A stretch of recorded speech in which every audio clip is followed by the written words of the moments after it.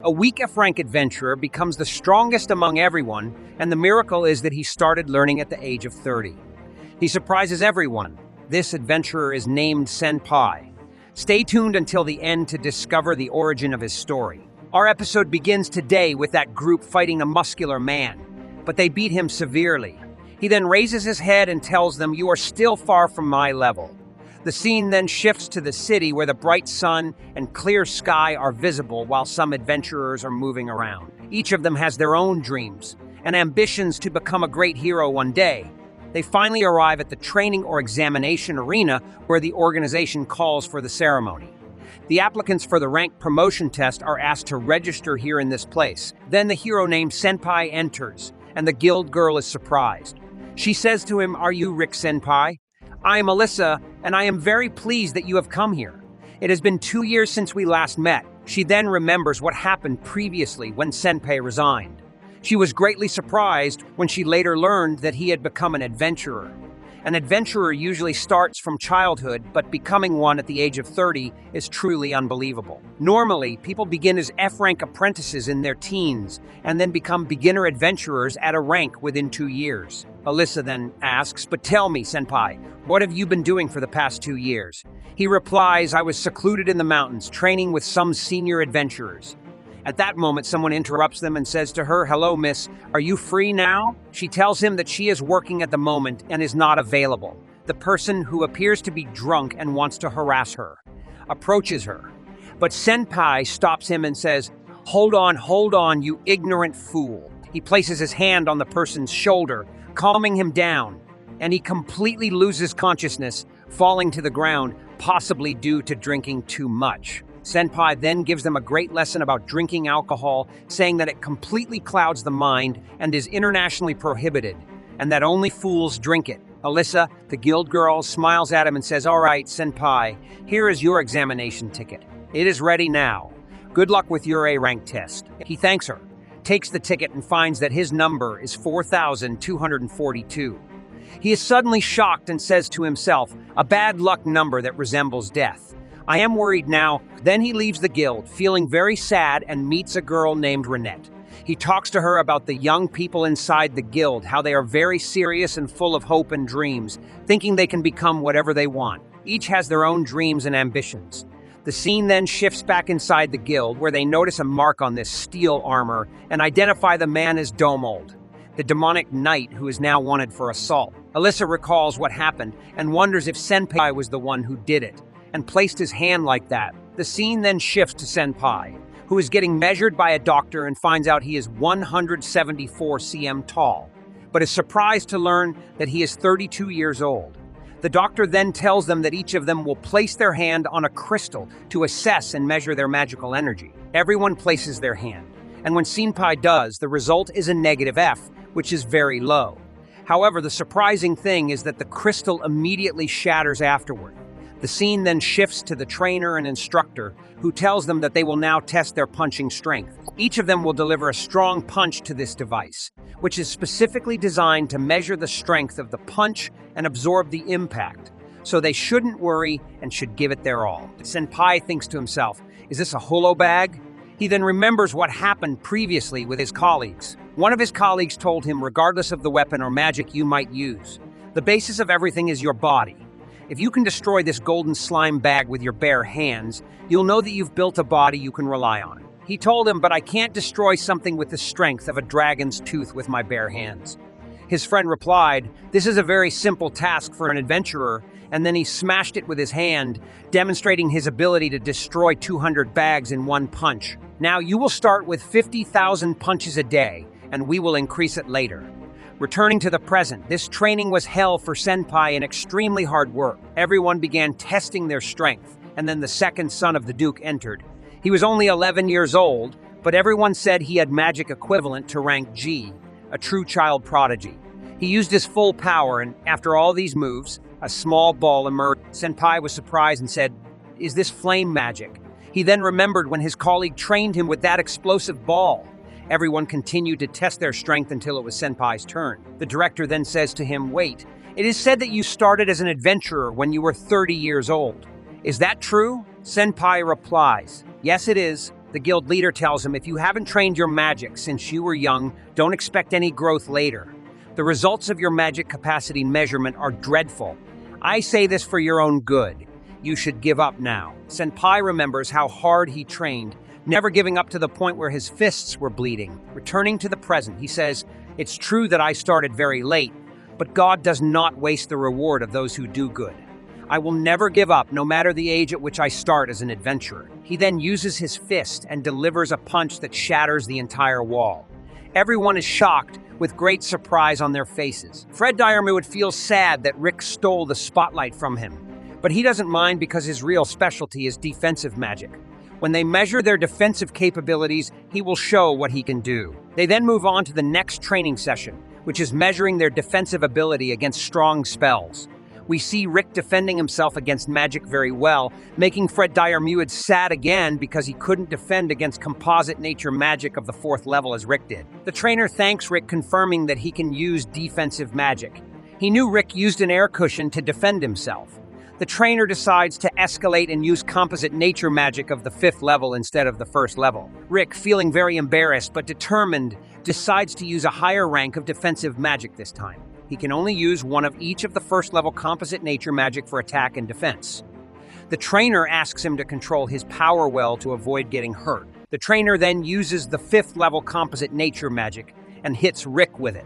Rick easily defends against it. The scene then shifts to Sylvester Elsernia, a first-class knight of the kingdom with the knightness Dono. The trainer approaches them and tells them about Rick, an F-rank adventurer who destroyed a green slime bag with a single punch from his bare hand and blocked 5th level composite nature magic with 1st level magic. They are shocked by the adventurer's strength and even more astonished when they learn his age, and that he worked as a receptionist at the Tiger Road branch of the guild for 14 years.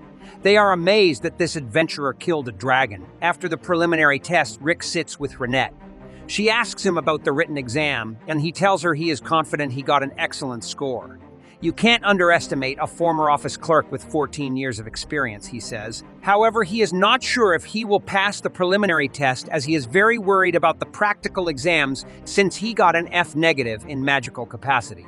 Renette reassures him, saying that he has shown incredible growth over the past 2 years. At that moment, Fred Dyermuid approaches them, very angry.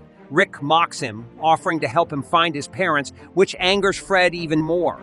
Fred had wanted to showcase his genius in the test and make a grand appearance. Fred's sister, Angelica, arrives, upset about what happened to her brother and scolding Rick. Fred tells her that this old man, who is 40 years old, is bullying him. Rick, overhearing this, angrily retorts that he is still in his 30s. The two begin to argue about this, and Angelica challenges Rick to a duel. Angelica says, I challenge you to a duel. Rick, surprised, replies, you've dirtied your glove quite a bit, but you don't know that washing clothes is very tiring. Renette tells him that he has already accepted the duel by picking up the glove. Angelica declares, I am a second-class knight of the kingdom. I will now bring justice upon this 40-something peasant. Each participant can propose one condition for the duel. The first condition is that the loser must serve the winner as a servant until death. Rick speaks with Renette, saying she is a second-class knight of the kingdom. Renette replies, yes, kingdom knights act as peacekeepers in the kingdom of Vilheim. A second-class knight is equivalent to a B-rank adventurer. Rick says at B rank, you can defeat high-level monsters on your own, and I'm an F-rank adventurer. I'm not just worried. I'm terrified I won't leave alive. Renette reassures him, remember your training over the past 2 years. Rick recalls his training and feels very scared. Renette continues, but you're not nervous anymore. Believe in yourself. The Orichalcum Fist Party prides itself on being the strongest on the continent. Rick thanks Renette and approaches Angelica. She says, since you're an F-rank adventurer, I'll make some concessions and refrain from killing you. Rick thinks to himself, she's the type who enhances her body and weapons. Angelica uses her strength, and Rick defends against her attack. She remarks, it seems I was too fast for an F-rank adventurer like you.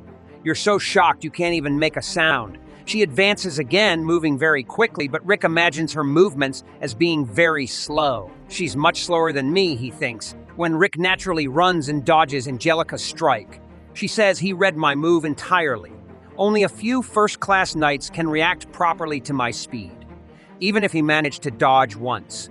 She charges at him again, and Rick reads her move, but she stumbles on a stone and her sword hits the wall. She thinks to herself, I tripped, but I'll pretend I did it on purpose. I'll move even faster now. This is a high-speed movement technique I can only use 3 times. My speed will be incomparable to what it was before. She moves incredibly fast, and Rick notes. She's 3 times faster than before, but she's still slow. However, if I move carelessly here, she might unleash another deadly sword move. He dodges her attack again. Angelica is astonished and says, he dodged it again. Who is this man? I can only use the Millennia technique twice more. If it doesn't work the first time, I just need to strike at maximum speed in succession. She uses all her strength, but fails each time. Rick strikes her and she trembles in fear, saying, who are you? He replies, 2 years ago. I changed from being a receptionist at the guild to an adventurer. I'm just an ordinary adventurer. I don't know how effective my strength will be against you, but I'll unleash everything I have. Angelica, now afraid, surrenders to him. But this time, I'll let you win since you managed to dodge my fast moves. I'll be lenient this time, let's go now. Rick responds, and what about the punishment? You said the loser must serve the winner as a servant until death. I didn't propose any condition. Can I use the same condition you chose? Angelica, frightened, runs away quickly. This episode of the anime ends here. Stay tuned for the next episodes. Don't forget to subscribe and activate the notification bell to get all the latest updates. Our second episode begins with Alyssa informing everyone about the announcement of the preliminary exam results. Magical energy will be transferred to each exam ticket, and if it glows blue, it means the person has passed. Those who pass will participate in the second exam tomorrow, which is a mock battle. We then see our hero Rick wondering if he will succeed. Rinette tells him never to lose hope. Rick wishes he were 10 years younger, thinking it would be better. Rinette then tells him that if he fails the exam, his training will be tripled, which scares Rick greatly. Suddenly, a light emits from Rick's ID card, and it turns blue, meaning he has passed the exam. Rick is overjoyed, and Rinette congratulates him. As they leave the room, Rick smells a very foul odor and wonders what it is. We then see a young man, Raster, approaching Rinette. He greets her and introduces himself as the eldest son of the Dermot household, which rules the northern lands. He asks her name and she tells him it is Rinette Alflet. Rick wonders if Raster will also take the exam. He then greets Raster, saying, hello Raster, I'm Rick Gladiato. Raster looks at him with disdain and says he isn't interested in Rick's presence. He starts complimenting Rinette, telling her she has a gentle heart and very beautiful eyes. He asks her to go with him to the northern lands and marry him as his second wife. Rick is very surprised and intervenes, asking Raster what he wants. Rick tells him that Rinette is his beloved, and he can't stay silent when he sees him flirting with her right in front of his eyes. Raster laughs mockingly, then looks at Rick's card and realizes he will take the promotion exam. Raster laughs derisively because Rick is still a rank F at his age. Rick tells him that age doesn't matter and asks Raster about his strength. Raster responds, asking if Rick can't even gauge a person's strength, calling him a loser. He says he was promoted to rank E when he was 14 and is now a rank A. He is also the examiner for the second test in the mock battle. Raster then shows a very beautiful necklace, which makes Rick very nervous. Beatrice Strasser tells him to get out of his way and asks Rinette to leave Rick and join him for dinner. She apologizes and refuses, moving closer to Rick and saying she is in a relationship with him and can't go out to dinner with another man. She also tells him that his cologne is so strong it's bothersome. Rick asks Raster, is that smell coming from? Raster gets very angry and says to Rick, you fool, since I'm your examiner in the mock battle for the second test, prepare yourself for defeat. He then leaves angrily. Rick hopes he won't face Raster in the same competition. He moves away from Rinette and apologizes for telling Raster she was his beloved without her permission. Rinette tells him she isn't mad. It made her very happy, and he got her out of a difficult situation. Rick blushes deeply. The scene shifts to a cafe where we see Raster drinking his beverage, still very angry about what happened with Rick and Rinette. Suddenly, his brother Fred and sister Angelica enter, both crying. Fred tells him that in the first exam today, an ordinary man in his 40s bullied him. Angelica says the same man used the oath of duel as a shield and almost subjected her to terrible humiliation. Raster gets furious that someone made members of the noble Dermot household cry. Suddenly he says, wait a moment, did you say this man was in his 40s? He asks his brother if he remembers the examiner number of that man. Fred tells him, and Raster realizes that the man is Rick. He smiles and vows to make him pay in the mock battle. On the morning of the mock battle, we see Rick walking with Rinit. Rinit tells him to treat everyone kindly. Rick asks her what he should do if he faces Raster, as he's definitely stronger than him. Suddenly, a man appears in front of them and asks Rick, "Are you Rick?" The man welcomes him and introduces himself as Link's Lorad. He tells Rick that he will be his examiner in the second test, overseeing everyone who passed the preliminary exam with a number above 4,200. Rick is very happy because he won't have to face Raster. Lynx tells him that he admires him for becoming an adventurer at an older age. Lynx himself started as an adventurer when he was 24. Like Rick, he is now 40 but strives to reach rank A to fulfill his dream. Although it took him 20 years, he has reached rank B and has no intention of giving up.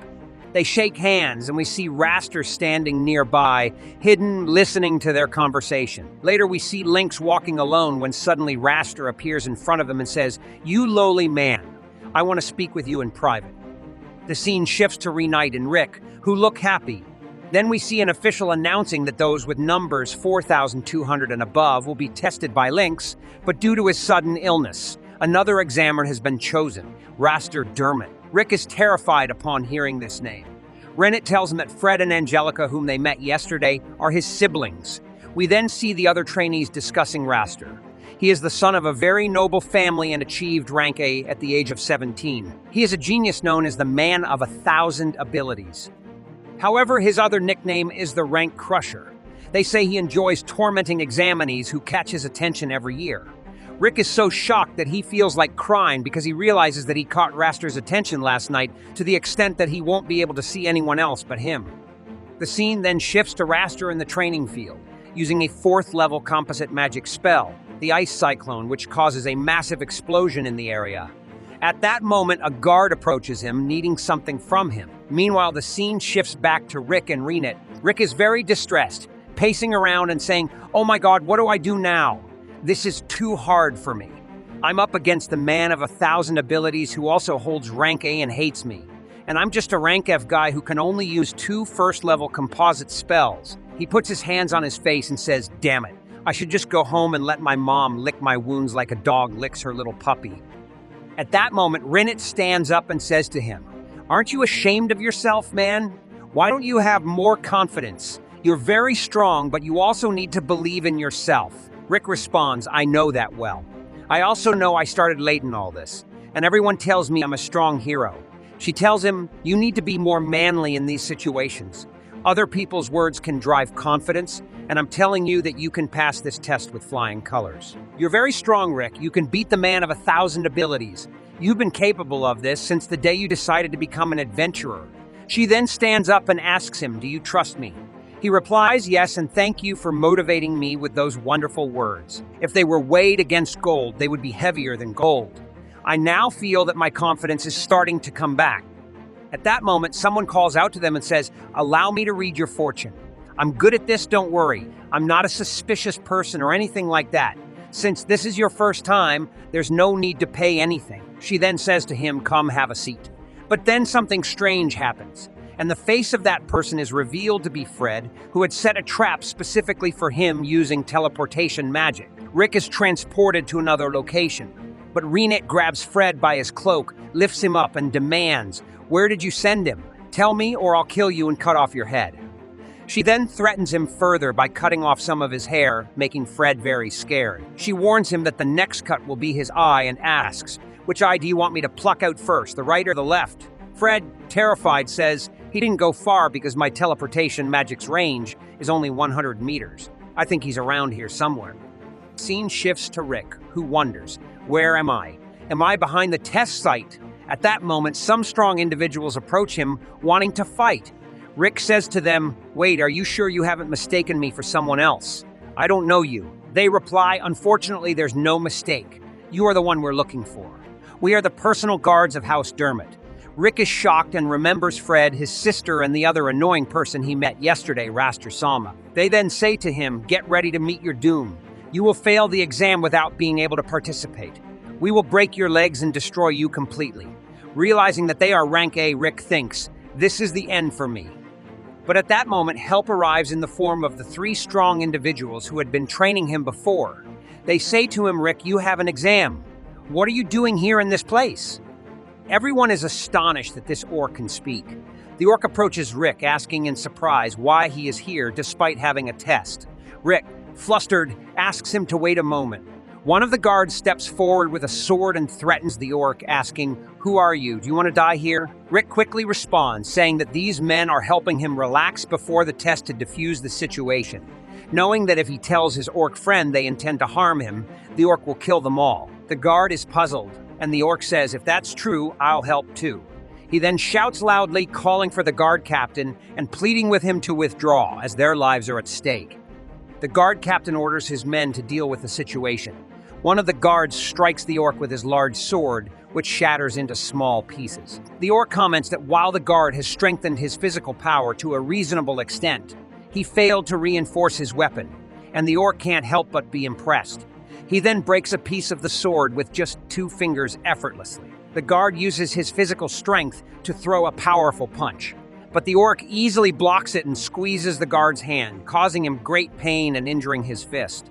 The orc then reassures the guard and uses healing magic to restore his hand to its original state. Everyone is amazed as the orc explains that the guard's technique in strengthening his arm wasn't bad, but he is unbalanced. The orc advises that the entire body is one connected unit. Everyone is further astonished that the orc can not only speak but also use magic. The orc named Mizet says, "Listen, Rick, this is the issue. You found trouble and now you're being blamed for it, right?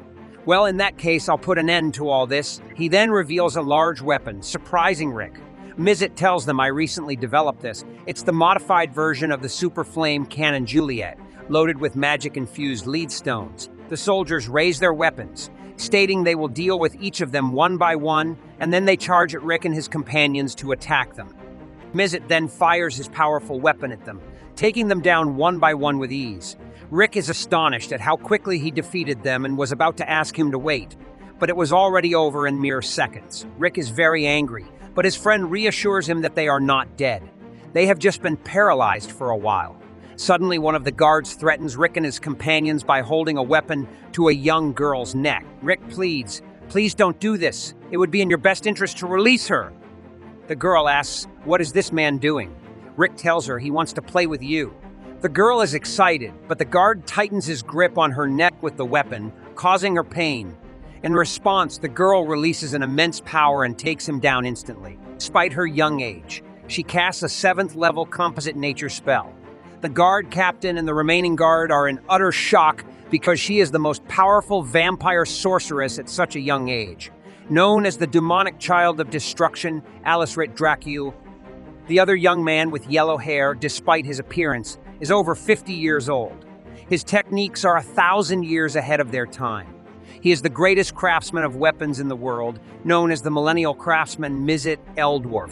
The orc possesses immense physical strength and intelligence, capable of using all supportive magic techniques, known as the Wise Beast, Brostin Ashork. The captain speaks about them, then tells his guard that all 3 of them are S-rank adventurers and members of a party composed solely of S-rank holders, the most powerful party on the continent, the legendary Orichalcum Fist. The captain never imagined he would see them with his own eyes. He decides to retire and live the rest of his life in peace, dropping his weapons to the ground as tears stream from his eyes. The young girl swiftly defeats each opponent one by one, leaving Rick dismayed by the events. "All right, I'll go give my best in the test," he says. Meanwhile, Rick's friend is still holding the young captive, who asks apologetically, "How long do you plan to keep me like this, miss?" She replies, "Until Rick-sama returns." The young captive tells her that Rick won't return, insisting that it's impossible since he was sent to a place swarming with their guards who would surely kill him. Suddenly, Rick appears unscathed. The young captive is astonished, unable to believe that Rick is unharmed. Rick apologizes for what happened. His friend then releases the young captive, welcoming Rick back warmly. Rick asks, "What happened to this wall?" His friend replies, "I just broke through it a little." Rick, impressed, responds, "I wouldn't expect any less from you, Renit. You're very strong." Just then, the man in his 40s who was supposed to test Rick reappears, severely injured and collapsing to the ground. Rick rushes to help him, and they begin to talk. The injured man tells Rick that Raster was the one who did this to him. Rick, surprised, asks about the sudden illness, to which the man replies, "I didn't stand a chance against him." Rick realizes that Raster did all this just to be his examiner. The man, saddened by what Raster did, recalls when Raster asked about his dream. He had told Raster about his humble origins in a poor, remote area and his dream of building a school for children who wanted to become adventurers. When I told him that, he beat me, threw me to the ground, hurt me badly, and locked me in this room. The man recounts. He mocked me, calling me a lowly late starter, saying I was nothing, and that children learning from someone like me would also become worthless. He kept hitting me, saying that old folks like us make this world dark. He tortured me, restrained me with chains, and angered me, but I couldn't retaliate. Maybe it's foolish for someone like me to have a dream at all. The man tells Rick you should withdraw from the test. What happened to me will be nothing compared to what he'll do to you. Rick reassures him, placing a hand on his shoulder. It doesn't matter when someone starts. What matters is what they achieve. Meanwhile, Raster deals with the remaining guards who are still alive, berating them. Each one of you is completely useless. Soldiers apologize, but Raster, furious, says, "That pathetic kid is coming, and I will crush his hard work and passion. He will be extraordinarily disqualified from the test, and it will be very entertaining. But since you failed to kill him, you worthless guards, I will make you experience suffering that will make hell seem tame in comparison." Raster unleashes a massive fiery power. Rick, filled with anger, vows to beat Raster, promising a severe beating. Will Rick be able to confront this villain? Find out in the next episode.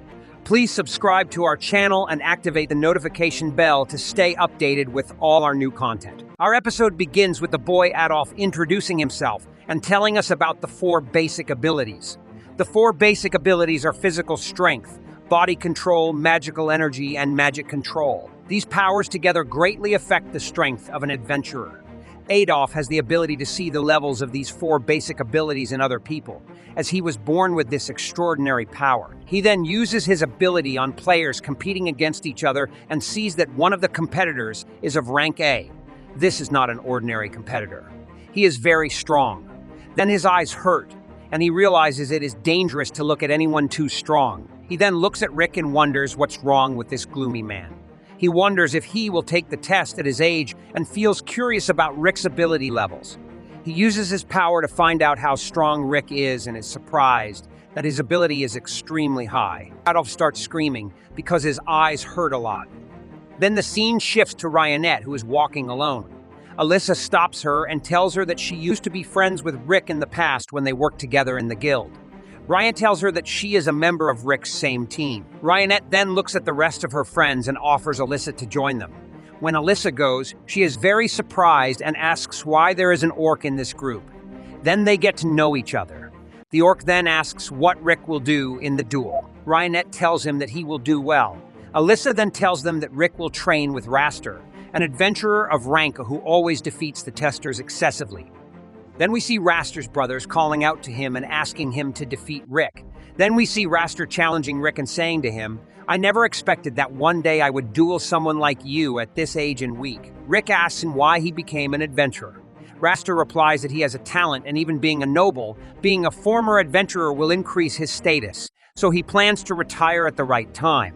Then Rick tells him that he does not intend to lose to someone like him. Raster asks him to speak to him with respect, so he won't defeat him crushingly.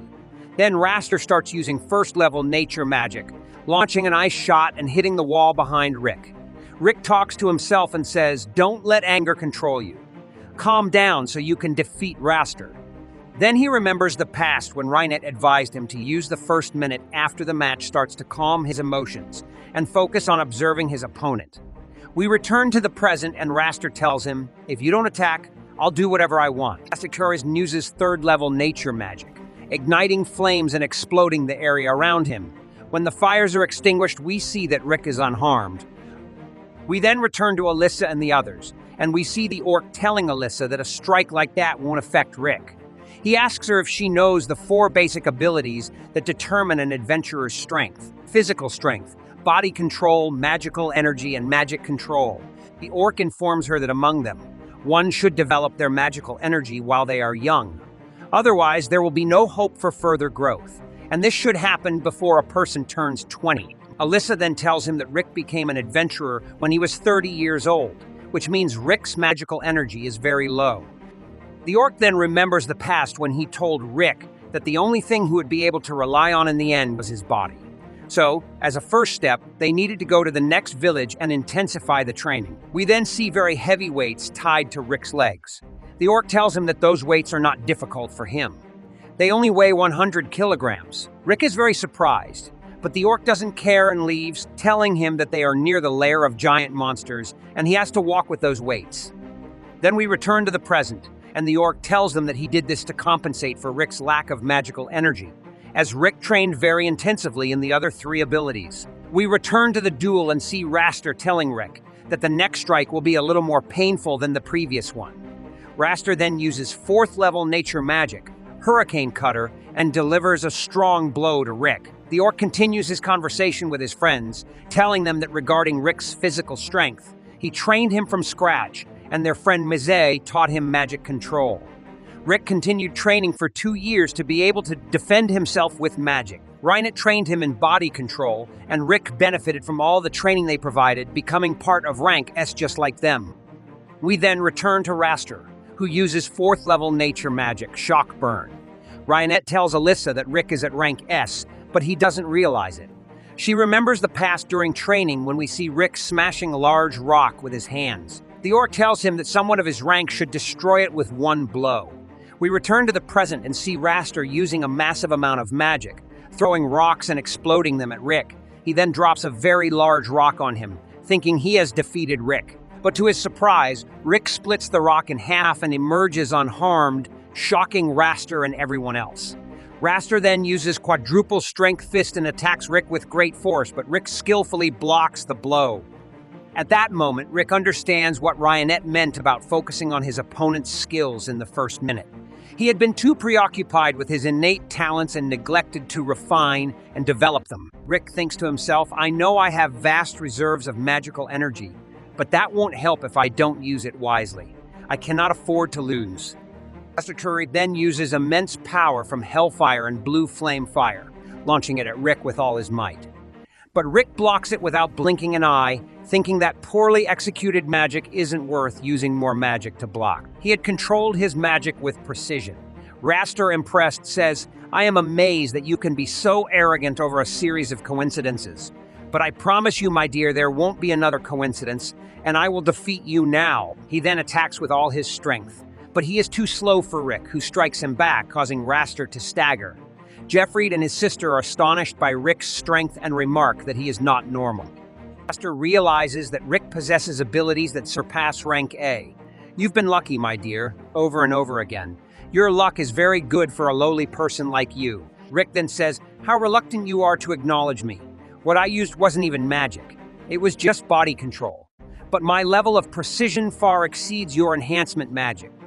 Raster asks him, all right, but tell me, how did you gain such immense strength in just 2 years at your age?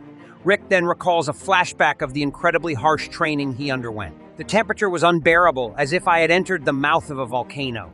I was also submerged in burning liquid, to the point where I was gasping for my last breath. I should be dead now. But thanks to the great and mighty orc who possesses exceptional medical skills, I was able to recover. This is all thanks to that mighty orc. Mizit, the boy with yellow hair, also played a part. Rick endured a lot while training with him, including being thrown from high places. Alyssa, the girl with red hair, would throw large rocks at him. Meanwhile, Reinet used body control techniques on him, where the trick was to use the weight of falling objects. At first, he failed at this, and it was very difficult. Raster then says, these are terrible lies. Even if such harsh training existed, what could be your motivation after all this? Tell Auric he's like Lurat San, the man you hurt. My dream is to defeat the strongest monster in the world called Kaiser the Saboteur. Everyone would laugh at him, mocking his words. Raster tells him, my dear, the legends of that hero are not just bedtime stories. Defeating the Saboteur is the dream of a small child. Rick interrupts him, saying it has nothing to do with him. Raster then uses 7th level nature magic called Forest Rope, which binds Rick tightly. He uses his full strength and activates high magical energy, telling him this is the greatest magic a human can use, 8th level nature magic. This is the greatest magic I possess, for I am the man with 1,000 abilities. This is 8th level nature magic, the greatest magic I possess. I am the man with 1,000 abilities. At that moment, Raster's body begins to be covered with tree trunks, and he starts transforming into a monstrous form.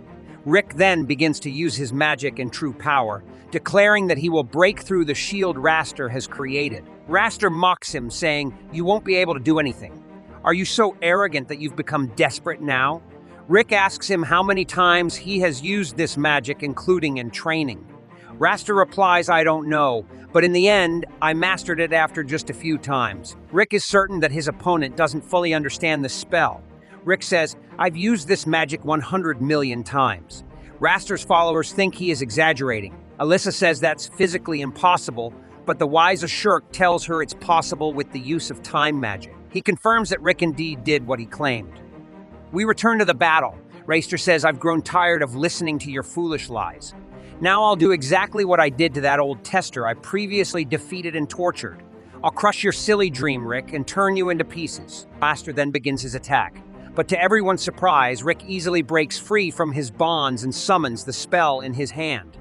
Raster attacks with 8th level nature magic, and at the same moment, Rick uses 1st level nature magic, Air Shot. The monster attack happens, the monster's shield covering Raster is completely shattered and explodes. Raster is thrown into the air, falling to the ground with severe injuries, unable to move. His followers can't believe that he was defeated by this man in his 40s. Rick, mocking him, says, "What's the matter, first-class elite? My dream is still perfectly intact." Everyone is shocked that this middle-aged man was able to defeat Raster. They remark that this man, who seemed like an ordinary old man, managed to overcome Raster. Rick's friends eagerly wait to congratulate him on his excellent fight. The wise Ashurk tells him that was a fantastic strike. The young girl cheers excitedly and congratulates him on his resounding victory. Rick thanks them sincerely for their strong support and encouragement. Alyssa, delighted, tells him, "You were amazing out there." Rick replies, "I've become much stronger, and it's all thanks to you and your encouragement. I had a wrong idea about this all along. Thank you very much, everyone." Everyone rejoices. And the young girl, Kitaerarete, says, "Instead of all this, let's go have some food." Shortly after, Raster passes by them, completely defeated and barely able to move. Looking in bad shape, he is surprised to see Rick in front of him. Rick says to him, "You're wondering how a genius and elite like you could lose to someone who started late like me." Raster, very angry, replies, "Did you come just to make sarcastic remarks?" His followers are also. Rick says, "I focused on mastering a set number of techniques and trained intensively on them. You should perfect one technique until you feel like you'll vomit blood. That's just my advice to you. I have high hopes for you, adventurer." Raster continues walking and says, "In the next promotion test, I'll be your examiner again. When that happens, I'll be the winner. You better be prepared, lowly one." Then they leave. The scene shifts to sunset, with students waiting for the announcement of the successful candidates in the rank test. Rick waits anxiously to hear his number.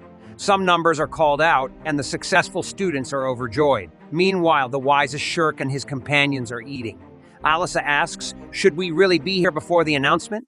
The wise Ashurk reassures her, "Don't worry.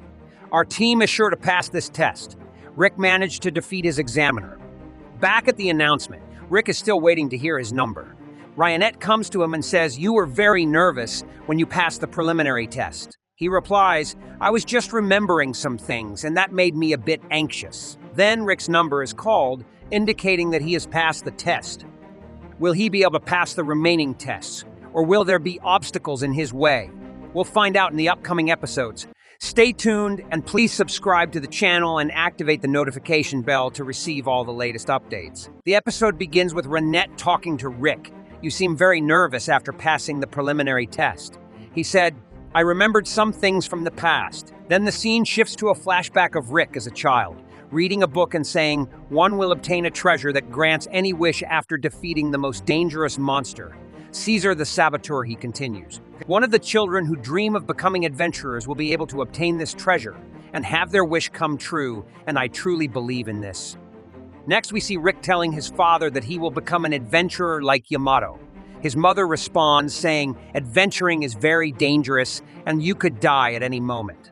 I would prefer if you chose a different path." His father adds, you should think about a stable, respectable job and stop dwelling on these trivial matters. Rick becomes upset and sad by their words.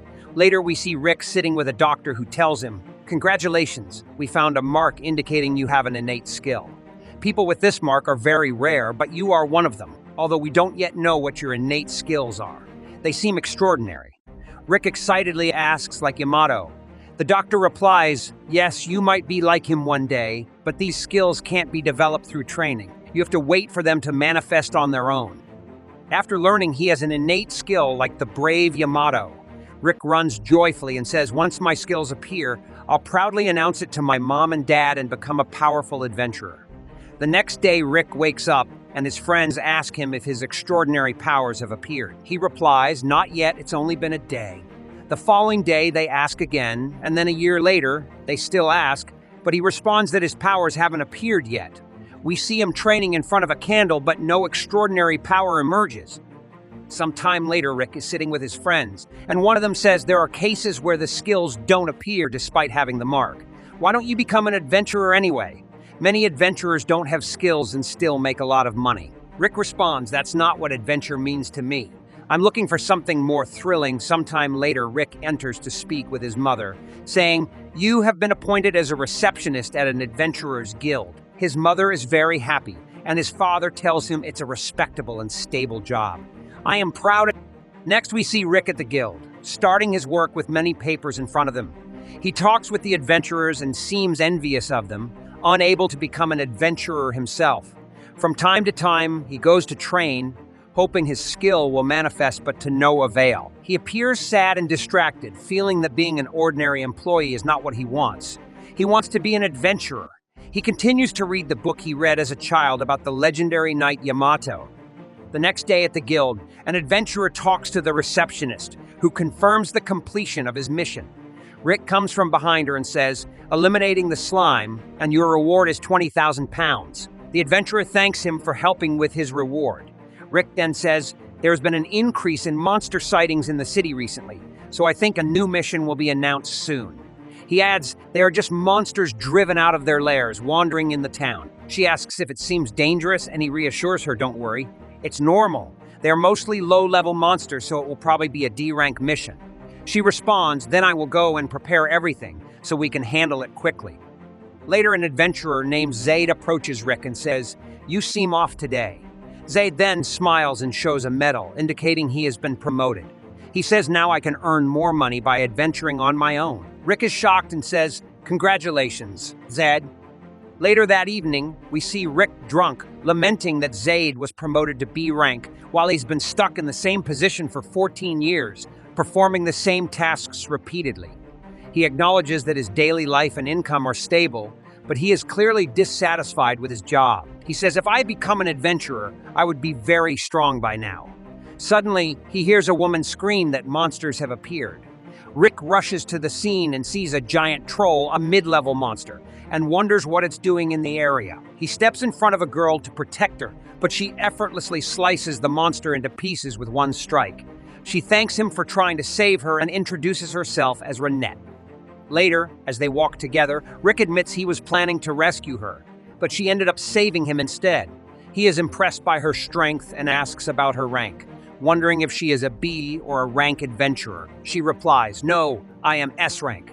Rick is shocked, knowing that S-rank adventurers are directly overseen by the main headquarters and are considered elite. He tells her, I never imagined you would be of such a high rank. It feels like I've had the chance to meet a legendary adventurer like you. I have a strange question to ask. Rick then explains that he has always dreamed of becoming an adventurer and defeating Caesar the Saboteur. He mentions that he has an innate skill that hasn't manifested yet and asks if he has any chance of succeeding as an adventurer now, at 30 years old.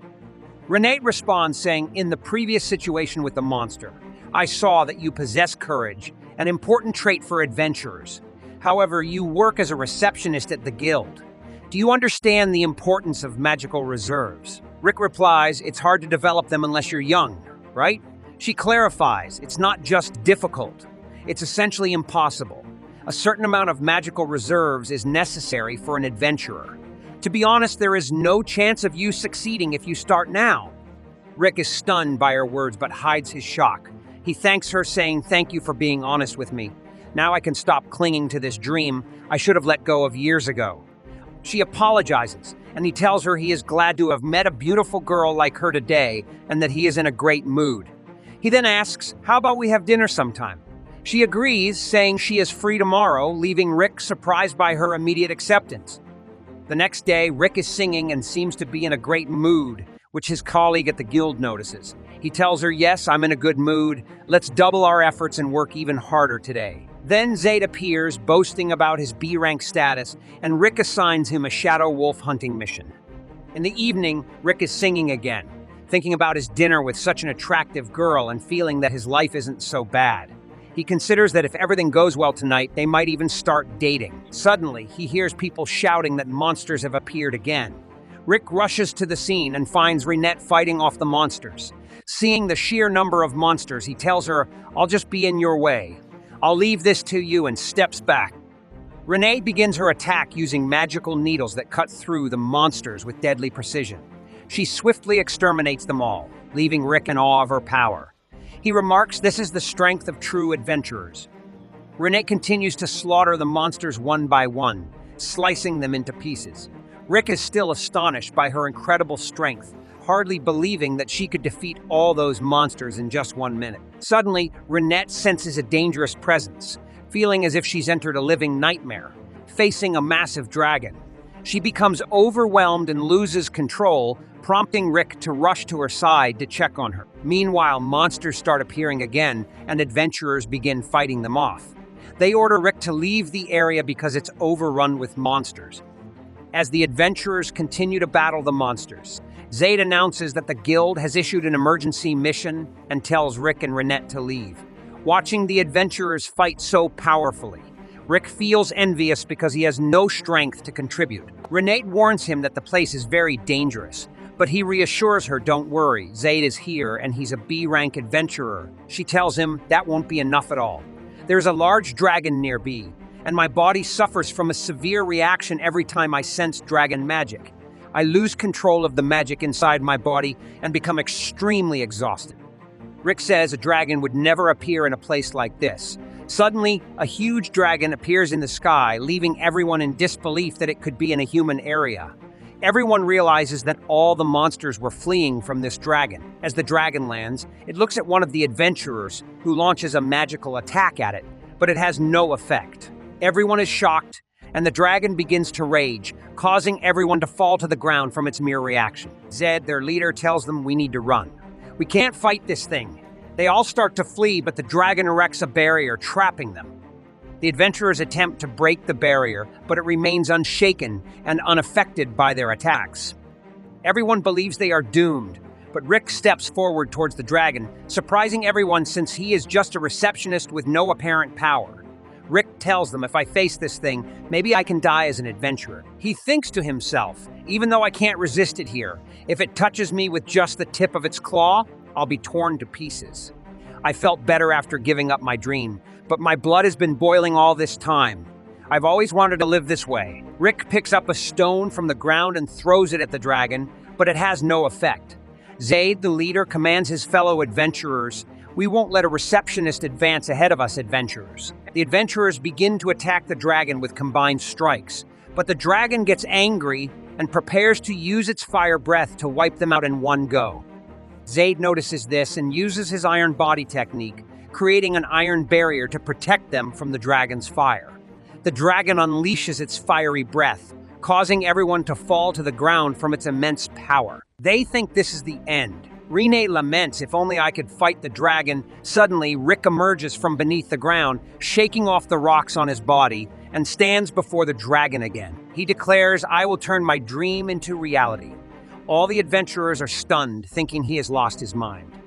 At that moment, Rick gains a new skill for the first time. He manages to lift the dragon with one hand and slams it to the ground. Renette notices a massive amount of magic flowing from him, visible to the naked eye. Rick's body is covered in a magical aura, and he is thrilled to have finally acquired his innate skill. He begins to test this new power against the dragon. The dragon launches a powerful attack at him, but Rick counters with his overwhelming magical strength, piercing the dragon and creating a hole in it. Everyone is shocked by the receptionist's incredible power. Rick himself can hardly believe it and collapses to the ground. On the other side, Rick wakes up to find himself lying on a bed with Renette by his side.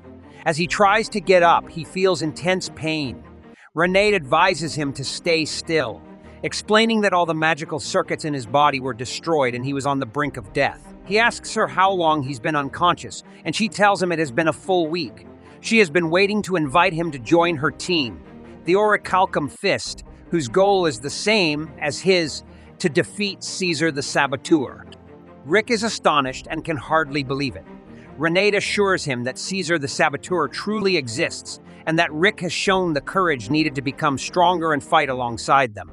She offers him her guarantee that he can become an adventurer. Rick, overwhelmed, says, "This is the first time anyone has ever said that to me. Is it really possible, Renette? Can I become an adventurer even though I've taken such a long path?" He begins to cry, and Renette comforts him, assuring him that he can indeed become an adventurer. Returning to the present, Rick recalls these long memories and realizes he has passed the test. He is now a fully qualified adventurer and receives the golden necklace as proof. Renette congratulates him on this great achievement. Rick thanks them all deeply for everything they have done for him. He raises his hand high and remembers his childhood declaration, "I will become an adventurer." Now, he proudly says, "I am an adventurer." Thus, he achieves his dream and our episode ends here. Stay tuned for more episodes of this wonderful anime. Please subscribe to the channel and activate the notification bell to receive all the latest updates. Our episode today begins with a man named Lorat walking in the depths of the forest, wondering how Rick and his party live in such mountains. He then recalls being in the hospital with Rick beside him, suggesting they meet up after leaving the hospital. Rick eagerly tells him he looks forward to meeting his party, drinking with them, and visiting their place, which startles Rick. We then return to the present, and Lorat continues walking, mentioning that Rick told him that if he insisted on coming, he should wear his strongest gear, though he doesn't know why. Lorat arrives at Arcust Area 13, reaching Wigiel Castle. He is shocked when he sees the large castle, thinking it is the Demon King's castle. He approaches the castle door, rings the bell, and calls out for Rick. Rick opens the door, welcomes him, and apologizes for making him come. Lorat asks why he didn't see any monsters around, and Rick explains that they don't come near here. Lorat then asks why he had to wear this gear. Rick looks at him intently and tells him, "You wear this gear so you don't end up in a coffin." As they enter the building, we see Renette greeting them and welcoming Lorat. He thanks her for hosting him and for what she had done for him previously. Then we see the young girl Kitaerarete on the stairs, welcoming Rick. When Lorat sees her, he thinks to himself that he hopes to see his daughter happy and strong like this girl. Kitaerarete then uses her magic, unleashing a powerful 6th level attack that destroys the wall. We see Rick getting angry and telling Kitaerarete never to use her magic in the castle. Renette tells her that the repairs will be deducted from her food budget, which frightens Kitaerarete. She apologizes to Renette, begging her and promising never to do it again, but asks her not to reduce her food. Then Rick tells Lorat that he will spend some time with Kitaerarete, and Renette takes the guest, Lorat, to his room. When Lorat enters the room, he approaches the window and says that given the size of this place, he doesn't think he can explore and see everything. He then sees the boy Mizet from afar and decides to go to him. As he approaches, he introduces himself as Rick's friend Lorat. Mizet asks him if the piece in his hand is made of iron. Mizet tells him that it is the Super Flame Cannon No. 6 Patricia, the modified version, and that making such things is one of his hobbies. Lorat takes the weapon from him, and Mizet trains him on how to use it. He tells him to channel his magic into the weapon, pull the trigger, and aim at the target in front of him. Lorat fires the rocket, and it hits the ground, creating a large... Mizet says it's not bad, but he'll need to modify it to reduce the recoil. Lorat comments that if something like this were mass-produced, it would revolutionize battle tactics worldwide. Lorat enters the castle again and sees Orc sitting in the library. He looks at him from behind the door, and Orc invites him to come in. When Lorat enters, he is amazed by the number of books present. Orc explains that this room is a library and his personal study, and being surrounded by books always makes him feel better. Lorette wonders if Orc is also a member of the party since he seems very knowledgeable. Orc tells him that he has read most of these books, but lately, he's been very busy training Rick. So the number of unread books has increased. Lorute asks if he can have a lesson from him. Orc looks at him and says he likes the sparkle in his eyes, because it reminds him of Rick. The scene then shifts to Rick and Mizet, with Mizet informing Rick that Loru went into the forest with Mr. Broston. Rick becomes worried and shouts. We then see Larute in the forest undergoing harsh training. He falls from a height, but Rennet saves him, preventing his death. He thanks her for rescuing him, and she comments that these weights must have been put on him by Broston. Lorette explains that Broston told him to run down a slope so steep, it was practically a cliff and pushed him down, and if it weren't for her, he would be dead. She then tells him that Broston has nearly caused Rick's death on many occasions in the past. Broston suddenly appears behind Lorette and grabs him by the neck to continue the training. At the end of the day's training, we see Lorette lying on the ground from exhaustion. Rick asks him how he is, and Lorette replies that Broston had told him it would be simple training, but it was the opposite. Rick tells him that he can't trust any member of the party, recalling how they used to tell him the training would be light, only to push him hard. Back in the present, the girl Kitaerarete tells Rick not to exaggerate. Rick replies that human life is important and that he died many times in the past because of their harsh training. When Kitaerarete asks if she can play with Larue, Rick refuses, fearing it would end in disaster. Mizet tells Rick it's his own fault for inviting Lorette in the first place. The scene then shifts to Renite serving tea to Rick and Lorette, telling them she'll prepare dinner and then leaving. Lorette comments that Renite is a very nice girl and asks Rick how things are going between them. Rick says they are just friends and that he's in his 30s while she's much younger. Lorette tells him that the age difference doesn't matter. He's 20 years older than his wife, and the most important thing is that their feelings align. Everything else will fall into place. Rick finds Lorette's words convincing. Later, Renite serves dinner and everyone enjoys the delicious food. Mizet and Broston ask Rennet for drinks, and she immediately gets up to fetch them. Lorette winks at Rick and tells him that's what he meant about timing. Rick understands that he should get closer to her and help out, so he rushes to assist her. As Rick gets up, Broston begins to talk about him and his skills. He explains that Rick's abilities are the type that activate under specific conditions and cannot be controlled at will.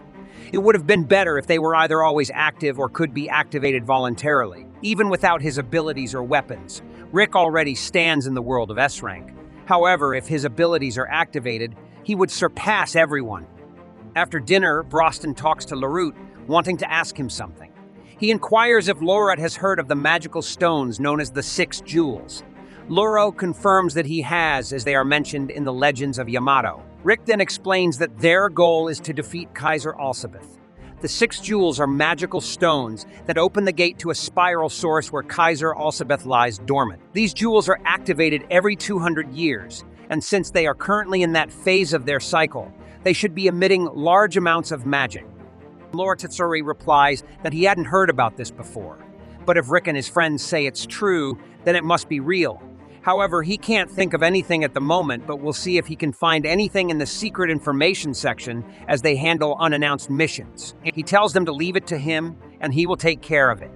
Rick then leans towards Larute and asks if he has any other advice regarding Rennet. Rick expresses that she excels at everything, so he can't help her with anything, and he hasn't found the right timing anywhere. The scene then shifts to the guild hall, where we see Rei cleaning the floor. She's quite annoyed by this, wondering why she's doing cleaning tasks when she's an adventurer. At this moment, Rick and his team come to the guildmaster. Broston says they will accept the mission. The guildmaster tells them they can't do that, to which Broston responds that the mission's difficulty level is 82 and shouldn't be a problem for them. Ren notices them and is amazed, recognizing that they possess great abilities. She's surprised to see the guildmaster treating adventurers with such respect. Rick continues, pointing out that the requirements state at least 2 members of rank A or higher in a party of 4 or more. Therefore, if they collaborate with someone, they should be able to accept the mission. The guildmaster thinks for a moment, and then approaches Rei, mentioning that he knew she wanted to take on a high difficulty mission, and now she has the chance. He suggests that she join this team for the mission. 18 Rei agrees, eager for the opportunity to hunt monsters. However, when she looks at Broston and sees how large he is, she mocks him. The guildmaster quickly tells her to be quiet, explaining that these are incredibly experienced adventurers. With no other choice, Rei agrees to join the mission. As they head out, Kitaerarete flies into the air to scout for any monsters, but she finds nothing. Rei asks them if they're looking for something specific. Rick replies that they're searching for a particular magic stone, which they heard from a friend might be in this area. She asks if it's a stone that sells for a high price. Rick responds that they could set a high price for it, but it's dangerous to handle without proper precautions because it attracts monsters. Rei confidently says she can easily handle any monster, being an S-rank adventurer, but she will soon become a rank very quickly. She boasts that knowing her is something to brag about. She then asks Rick about his rank, and he replies that he's been promoted to rank 13. Rei thinks to herself that he's an old man who started late, and she doesn't want to end up like him. The scene then shifts to Renite asking Mizette about Rick and the others, wanting to make sure they're okay. Mizette reassures her that they'll be fine. Mizette then starts teasing Rennet with a device, and she asks what it does. He tells her it's a new device for using magic that he couldn't resist keeping. She finds it interesting and puts her hands on it, accidentally breaking it. Back in the forest, Rei becomes very frightened by a monster and hides behind a tree, saying that having one of them here is bad, but if it calls for more from its lair, it will be even worse. She asks if they have a plan. Broston mocks her and attacks the monster with a strong blow, saying the plan is to take it down. Rei approaches him, warning that if he does this, more will show up and they could become food for the wyverns in the forest. Rick tells her, "Let's go before you turn to ash." She follows him, questioning why he's so dismissive and stating that she plans to become strong quickly, so he should show her some respect. As they're talking, something falls from above and explodes on the ground, revealing the monster dead. Rei is terrified while Broston shows his strength and bravery by killing many monsters on his own. Then a large creature appears beside them, and Rei is shocked, saying, "That's a great dragon. Even an A-rank person would have difficulty facing one." Rick replies, "Yes, you should run as fast as you can. But there's something I want to check." Rei insists that no matter how many E or F rank people are here, they will die in an instant. She declares that she can't run away and will fight alongside him even though she doesn't want to because they are in the same party. We see Rei using magic called magic barrier waves. But before she can attack, Rick strikes the dragon with his hands, attacking it powerfully and cutting off its head. Rei is stunned by Rick's strength and can't say anything to him. The scene shifts to the guild, where the guildmaster talks to Rei, saying, "You did well yesterday. I'm glad you came back safely." She replies that a lot happened yesterday. He responds, "Whenever they show up, nothing good ever happens." Here recalls asking Rick what they do with the wyvern's body, and Kitaerarete told her that they would eat it. Returning to the present, Rei tells the guildmaster, "I didn't know wyvern could be eaten." He explains that they are a special case and members of a party, said to be the strongest on the continent. They're all S-rank monsters. It's best for people to work in accordance with their status. He adds, Rei then says, "I can become S-rank. Everything was incredible. I'll work hard to reach E-rank. It's time for training," and she leaves. The scene then shifts to Broston with his friends. Presenting the jewel in front of him, he says, "One of the 6 jewels, the Crimson Blossom, was deep in their lair and contains vast amounts of magic. Using the resonance of this magic, we should be able to find the remaining 6 jewels." Mizette uses his magic on the jewel to see what's inside, revealing a highly advanced city. Broston tells him this place is the land of Hyrectopia, known for its flourishing martial arts and famous Colosseum.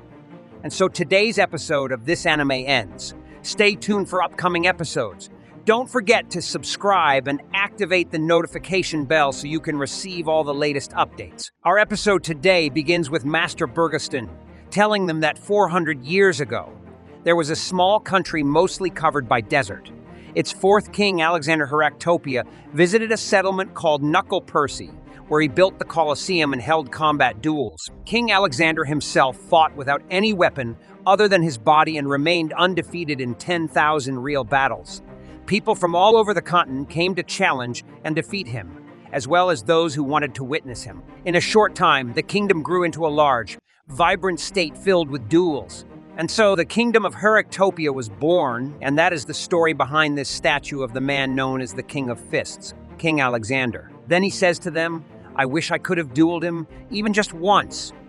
In Heractopia, the profession of a fighter is common, and they are called boxers here. It seems like an interesting kingdom, but we should look for what we came for. Let's go so we don't waste too much time, says one of the characters. At that moment, a man stops near them, looking at them with great fear, then quickly runs away. Rick says, we haven't made any progress yet.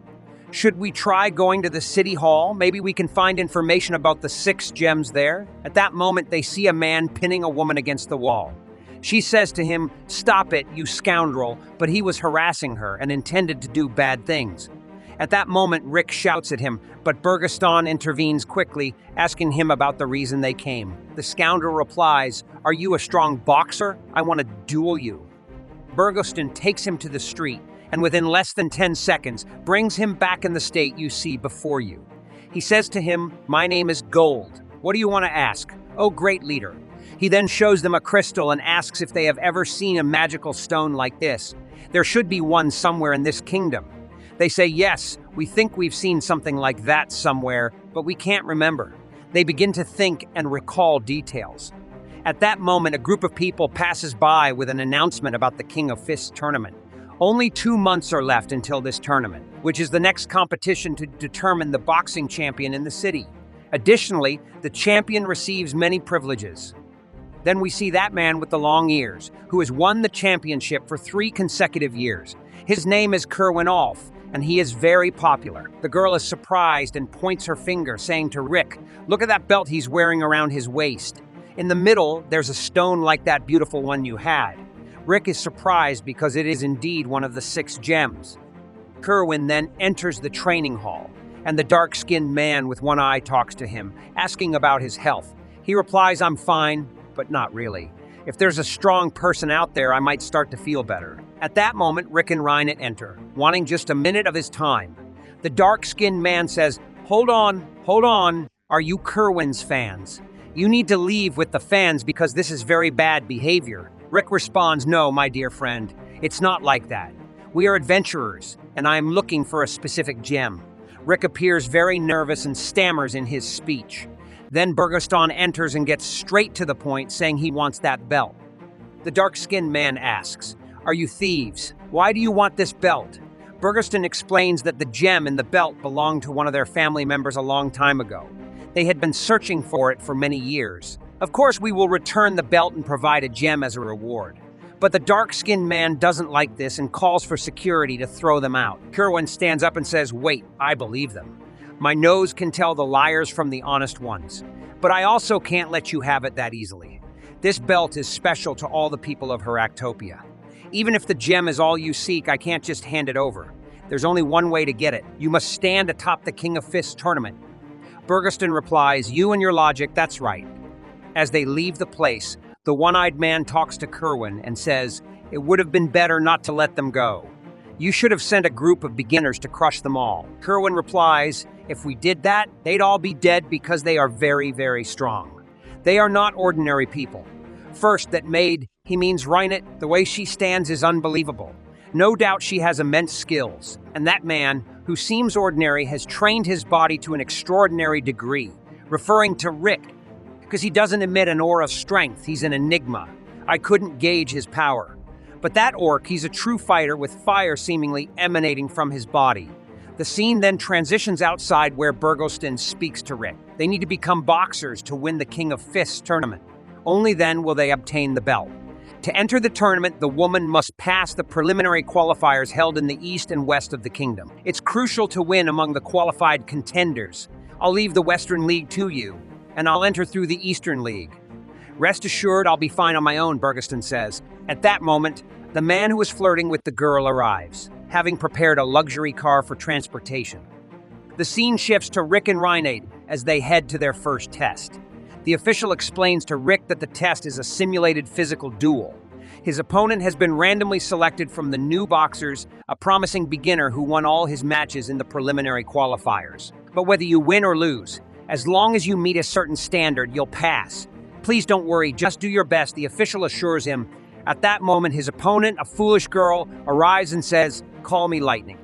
My real name is Angelica. However, upon seeing him, she is taken aback, clearly recognizing him. Rick asks, "How are you? I haven't seen you in a while." In the audience, someone cheers for Angelica, shouting, "Knock that old man down with one hit." His friend comes over and asks, "Why are you here at these preliminary rounds?" He replies that he's a fan of the beautiful Angelica. They both ask each other the same question. Rick asks her, "Why are you here?" We then learn that Angelica knew Rick from when he fought her brother and defeated him badly. Angelica is frightened and thinks to herself, "I'm in big trouble. Who would have thought my opponent would be the one who defeated my brother from rank A? Though winning doesn't matter to us, I can't stand losing a simulated match." The match begins, and she thinks, "He still doesn't seem strong to me, but I won't let my guard down this time. I'll give it my all." Before she can start her attack, Rick launches an attack as fast as lightning, knocking her to the ground. She is in pain and wonders, "How can this happen to me, of all people?" She stands up again, feeling determined, and strikes with a swift blow. Rick moves so quickly that she can barely see him, and she falls once more. As she tries to get up again, Rick tells her, "This is the power of the new skill I learned in the past few months." This is a technique that involves attacking the legs, which amazes the girl greatly.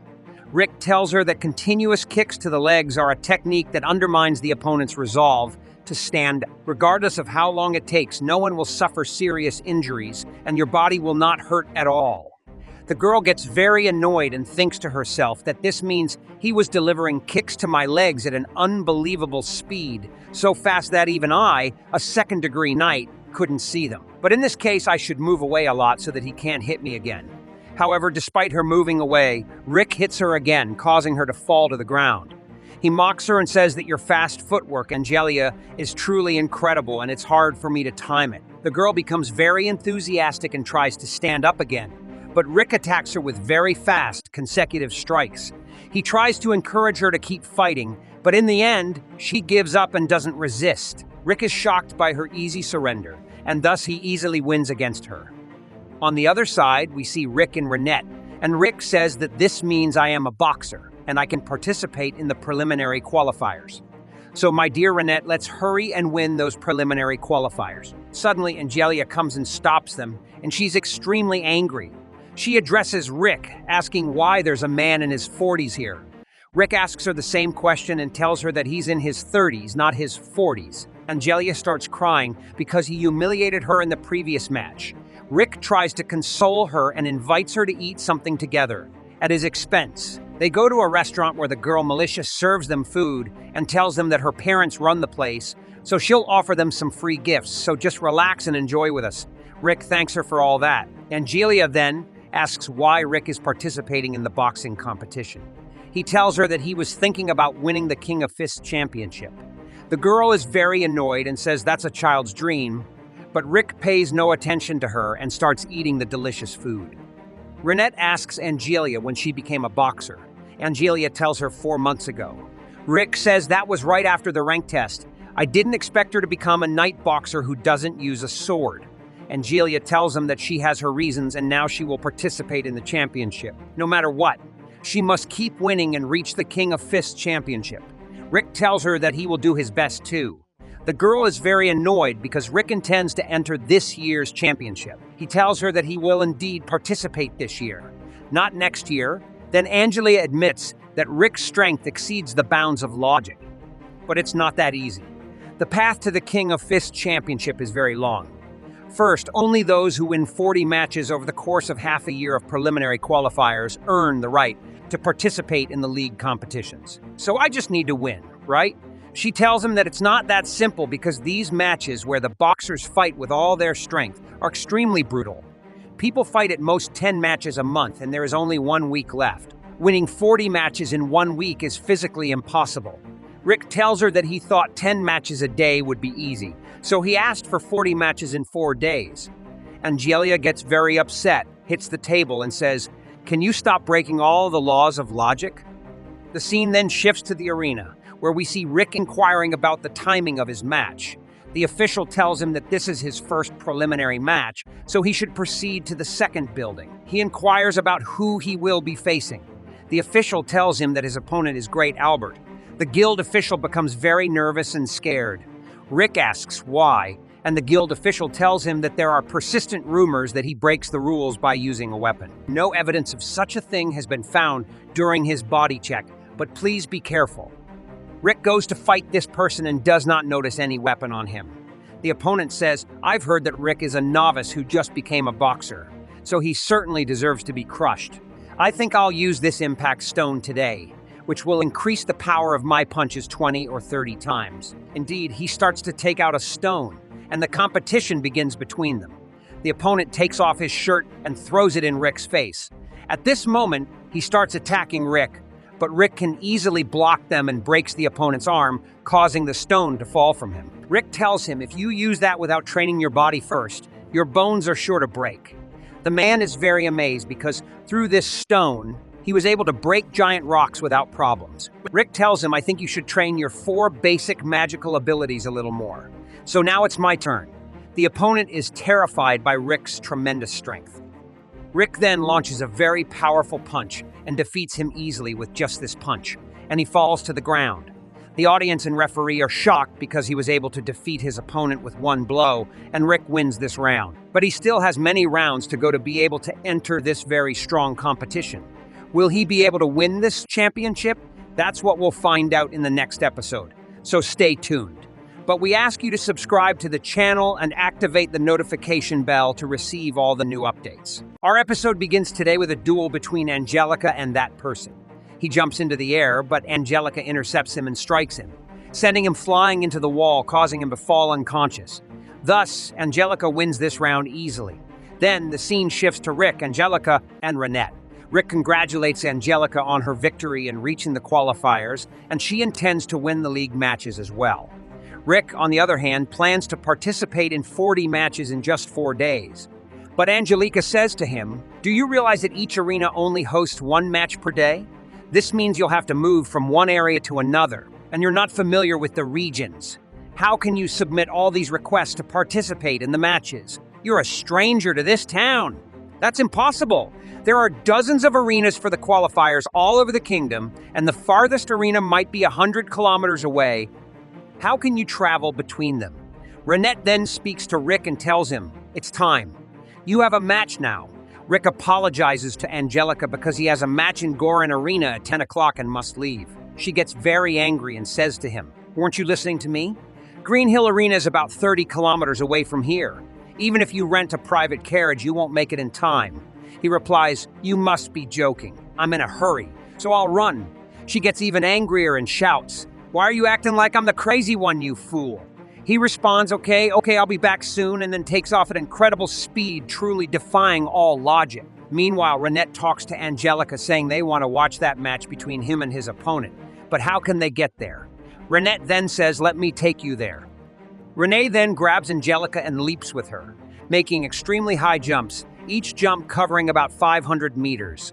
She climbs from one building to another, and Angelica screams, put me down! Put me down! I'm afraid of heights.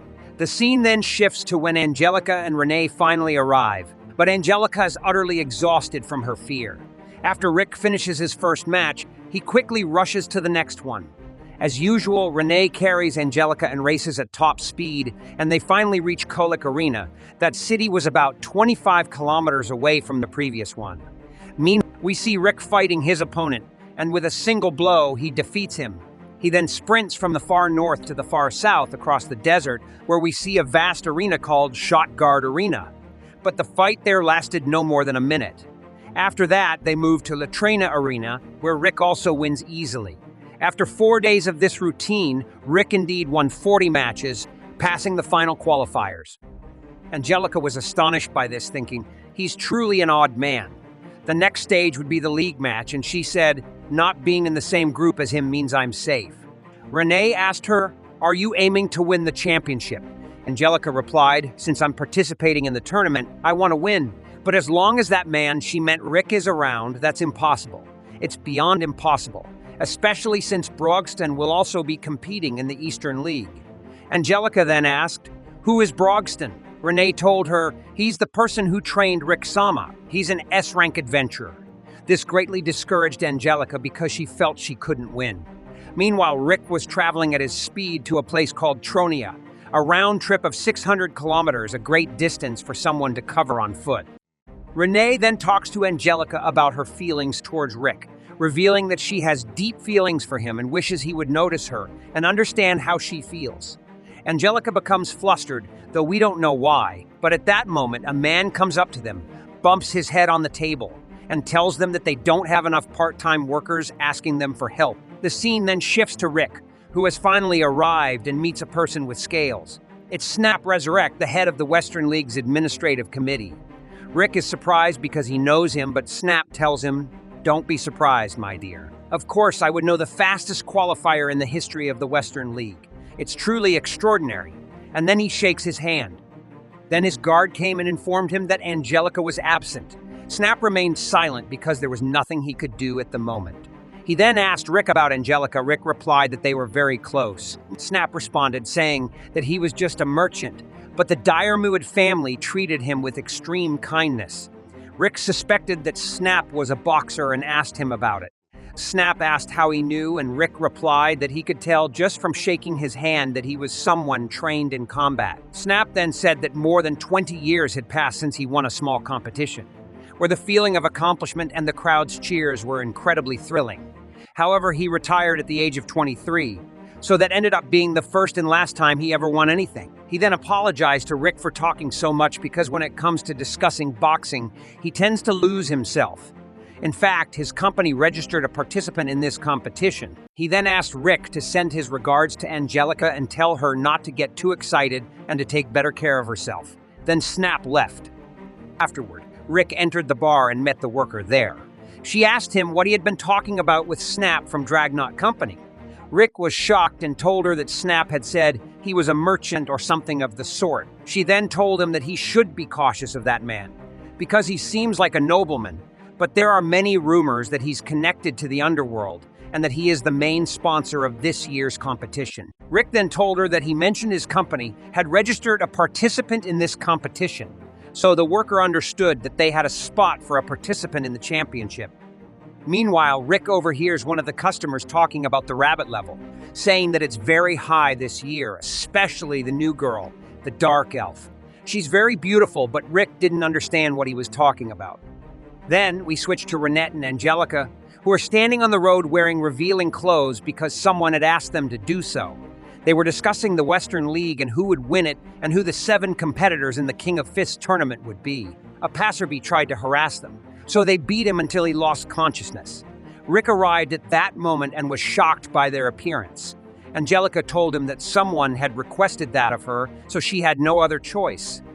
After that, we switched to Kelvin and the man with him, where the man talks about passing the Eastern League qualifiers in just 2 days, saying that everyone says each match was decided with a single knockout punch, but Rick managed to pass the Western League in 4 days. Kelvin then recalls when he first met the black man, who told him that he had heard he was called the Voracious Slum Wolf. The boy asked, "Are you a gang member here to kill me? Can you clean up this place for me?" The old man replied, "Ask someone else to do that." The boy then said, "I thought you'd say that, but I'll go take care of them somewhere else." The old man spoke, "I came to check you out. I want you to come with me to Heractopia. In that kingdom, you can get what you want by fighting and winning. There are many strong fighters there." Then, back to reality. The old man said to him, "I haven't seen that expression on your face in a while." The boy replied, "You're right. I haven't felt this way in a long time." The scene shifts to Rick asking Angelica if anything is wrong. She told him she was fine and that there was nothing wrong. Rena commented, "You were very popular with part of the audience." Rick mentioned, "Speaking of yesterday, a man named Snap came to see you." But Angelica responded, "I don't know anyone by that name." The next day, the league competitions began to determine the participants in the championship, with only 1 participant from each group allowed in the final tournament. In the first match of Group A, we have Helen versus Angelica, a battle between 2 women. Angelica attacked Helen with full force. Rena commented that Angelica seemed tense and didn't look like herself, but we see Angelica launch a powerful attack and win this round. After that, we see Rick with one of the competitors, but he defeats him with the first blow, becoming the winner. Round after round, Angelica wins every match, Then Angelica speaks to her friends, saying, "There are 4 more matches left to secure our participation in the knockout rounds. We can't afford to lose a single match." Rick replied, "Yes, we will do our best." Angelica then leaves them and goes away. Another round begins, and Angelica attacks her opponent with all her strength and magic.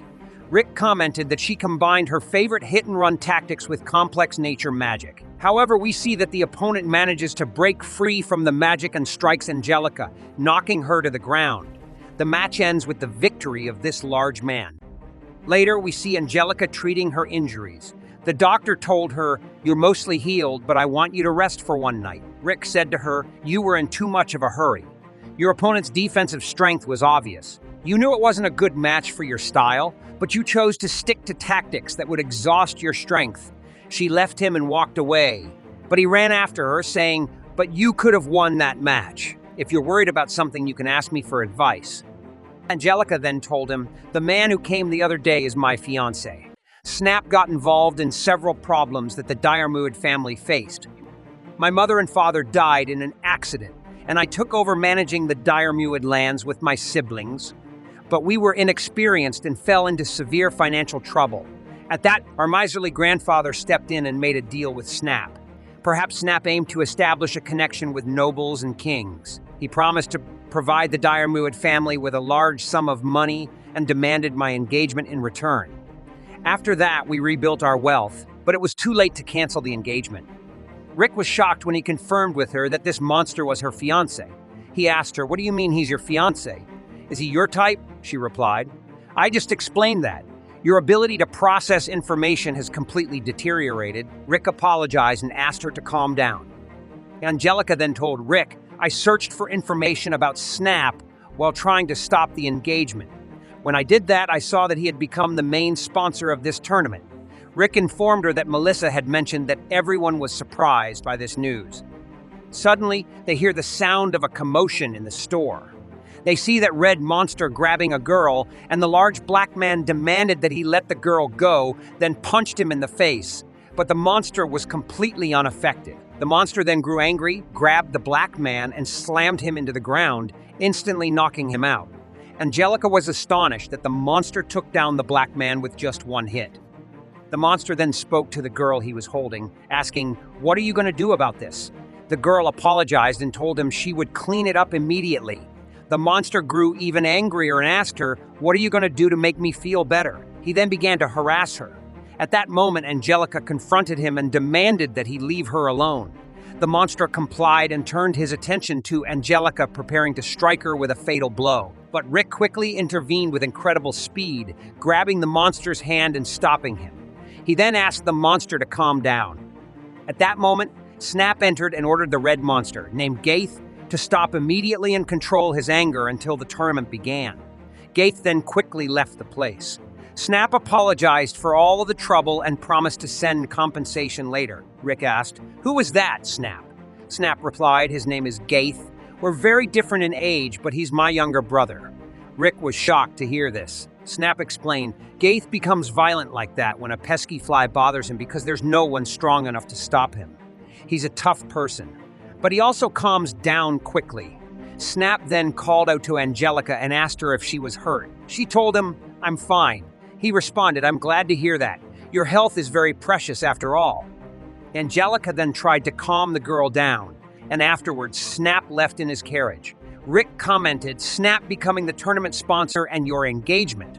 What's the connection?" Angelica explained, "The amount agreed upon for the engagement was enormous. I researched Dragnot Company's assets, and they don't have enough money, so he's planning to earn it here through the tournament. I'm sure there's a huge sum of money at stake in this tournament if he wants to make some cash." Rick paused for a moment and then asked, could he be rigging the match results? Angelica replied, "Of course, he'll use the sponsor's seat to manipulate the tournament's outcome. That's why I'm going to defeat the participant and cancel this engagement." Rick then understood why she had become a boxer. But Angelica continued, however, "The participant in the sponsor's seat is Gaith, who you saw earlier. It pains me to say it, but even if I reach the tournament, I can't beat Gaith as I am now." Rick then said, "But Angelica, what if I trained you?" The girl was shocked and asked, "Am I being chosen for death now?"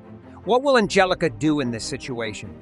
Will she agree to Rick training her challenge and face these difficulties to defeat Gaith and end the engagement with this monster snap? We'll find out in the next episode, so stay tuned. But please don't forget to subscribe to the channel and activate the notification bell so you don't miss anything new. Our episode today begins with Rick deciding to train Angelica. He tells her that the training they will start is extremely tough, challenging all logic. He asks her if she's sure she wants to do this. She tells him that she is determined and won't back down.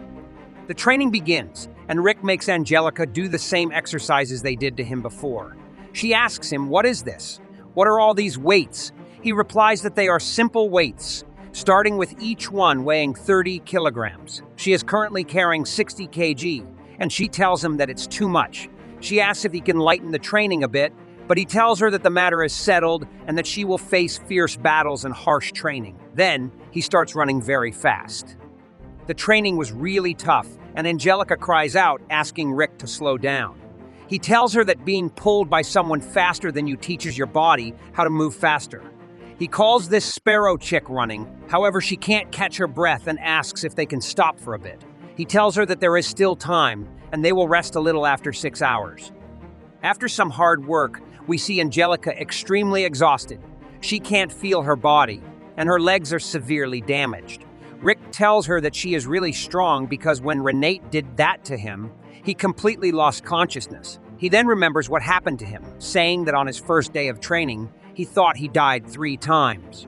She tells him that she is still okay, but he tells her that they are still at midday and there is much more to do today. After they take a break, they will start the afternoon session immediately. Angelica is surprised and says to him, "Please have mercy on me. I don't want to train today." But he tells her that he will give her a break for an hour and then come back to her again. The first day passes. Then the next until the 5th day of intense training, we see Angelica eating while talking to herself, saying, "Initially, I intended to train, but I was tortured instead. This is a strategic withdrawal to preserve my mental health. No one will know this place and Rick won't be able to find me here." But before she could finish her words, Rick surprises her through the window.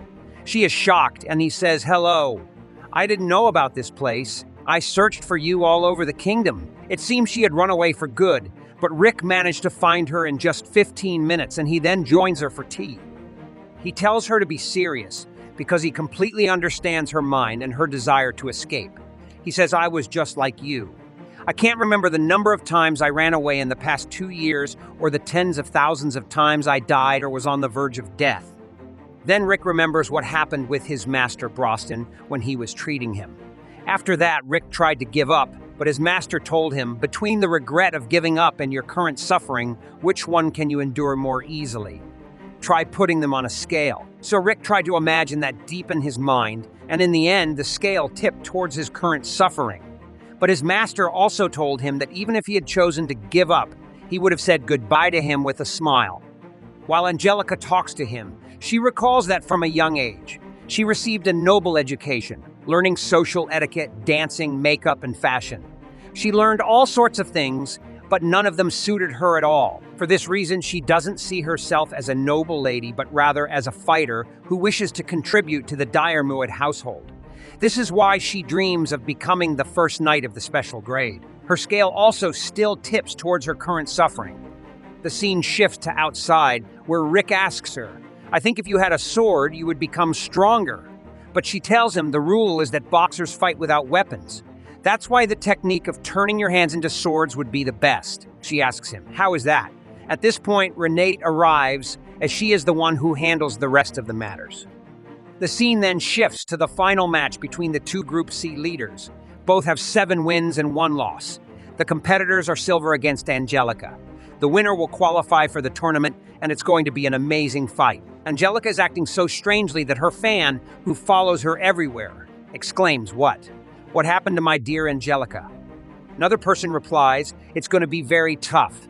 Angelica's elegant fighting style won't be effective against this giant opponent." The duel begins, and Angelica delivers a surprise attack, slamming her opponent against the wall. Her fans are astonished by her strength, and she wins the battle easily with just 1 strike. The results of her training are very evident. Angelica is about to hit him again when the referees grab her and say, "You've already won the match. What do you want to do now?" The scene then transitions to just before sunset, where Angelica says, "What have I done? The looks from the townspeople hurt me. Why are they looking at me that way?" Rick tells her it doesn't matter. The important thing is that you won that match easily, and now you can enter the tournament. At that moment, Alicerite and Mizade enter. Renate asks, "What about the rumors that one of the 6 jewels is in the Empire?" Mizade says that the rumor is completely false, and with things like this, there's no way to know without putting in the effort. After that, the leader, Broston, enters the room, and everyone becomes fearful of him. We then see them all sitting at one table. Broston declares that they are the ones who will win the tournament and obtain one of the 6 jewels. Alice says that she wants to participate with him, but Rick warns her that if she joins, she'll destroy the entire arena. Broston then speaks with Angelica and asks if she will participate. Angelica replies that she will, of course, as she has been trained by Rick and Renate, and she possesses talent and the ability to learn quickly. Broston tells her that he is confident in her abilities and that her efforts will yield positive results, assuring her she is more than capable. On the morning of the tournament, the 113th edition of the King of the Fist competition is about to begin. We are introduced to the tournament pairings. In the first match, they have Herman against Gaith. Gaith is the contestant sponsored by Dragonaut, the tournament sponsor. In the second match, Angelica is up against Doug Hibb. The third match features Rick against Selena. Doug is thrilled because he doesn't have to face his senpai. If he had to, he would have withdrawn immediately.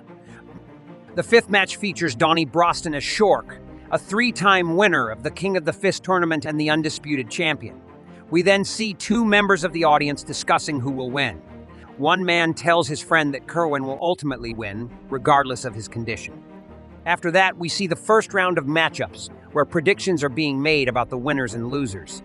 The announcer asks everyone to join her, and Angelica speaks with Rick, asking if he noticed anything. Rick hadn't noticed anything, so Angelica tells him that in the tournament matchups, Gaith won't face Kerwin or Broston until the final. Rick realizes they arranged it that way so Gaith wouldn't face any annoying opponents until then. They have already started manipulating the match results. They likely intend to impress the spectators with Gaith's strength early on, and later, when the stakes are higher, they will bet on Sneep. If Gaith deliberately loses that match, they will receive a huge amount of money. That is precisely why his opponents can't be too strong. Angelica will face Gaith in the second round and will make sure to ruin their plans there. Rick asks her what she would have done if she hadn't faced him until the final, and she replies that facing him was inevitable. After that, we see Broston with Rick, where Clevin and his assistant approach them. Clevin mocks them for coming to the match. Broston replies that they've decided to win and take the belt, and they'll do their best to achieve that. They leave them, promising to meet them in the semifinals. Later, Clevin talks with his assistant, who mentions that this is the face of a competitor, reminding him of how he used to be. Clevin remembers when he first met him at his gym. It wasn't very big, but they had members who made it to the top 4 in the King of the Fist tournament. He even started training with Garun, but he couldn't defeat him. However, Garun was very skilled, and his sense of killing intent was genuine. When Clevin tasted defeat for the first time, that moment changed him. Because of that, he trained more seriously until he was able to defeat stronger men and achieve victory, marking the real battle he had been striving for. The match commentator, greatly astonished, exclaims that in Kerwin's first tournament, he achieved a tremendous victory. He's so powerful. This can only be described as overwhelming strength. In the 107th edition of the tournament, a new champion was born, and everyone cheers for Kerwin. The scene shifts to the present, where an old man talks to Kerwin saying, "It's been 6 years since that match, but now it's clear that you're very excited." The match between Herman and Gaith then begins. We see Herman hitting Gaith, but nothing affects him due to his strong physique and courage.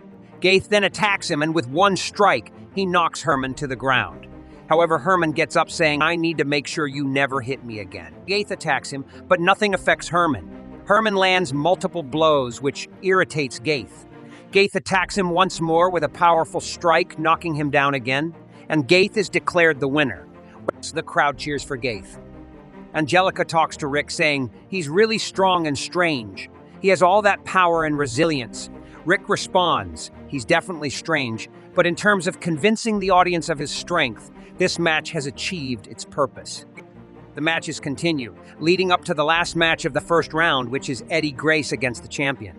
Kerwin, we see Eddie going up to Kerwin and attacking him, but Kerwin strikes him in the face. Rick comments his reaction was quick. It was more than just reading his opponent's movements. It was as if he already knew what was going to happen. He might have trained his sense of smell to the level of a dogman's with the electrical signals and adrenaline, those minute changes. If we had to name it, we might call it smelling the future. The match ends with Kerwin's victory.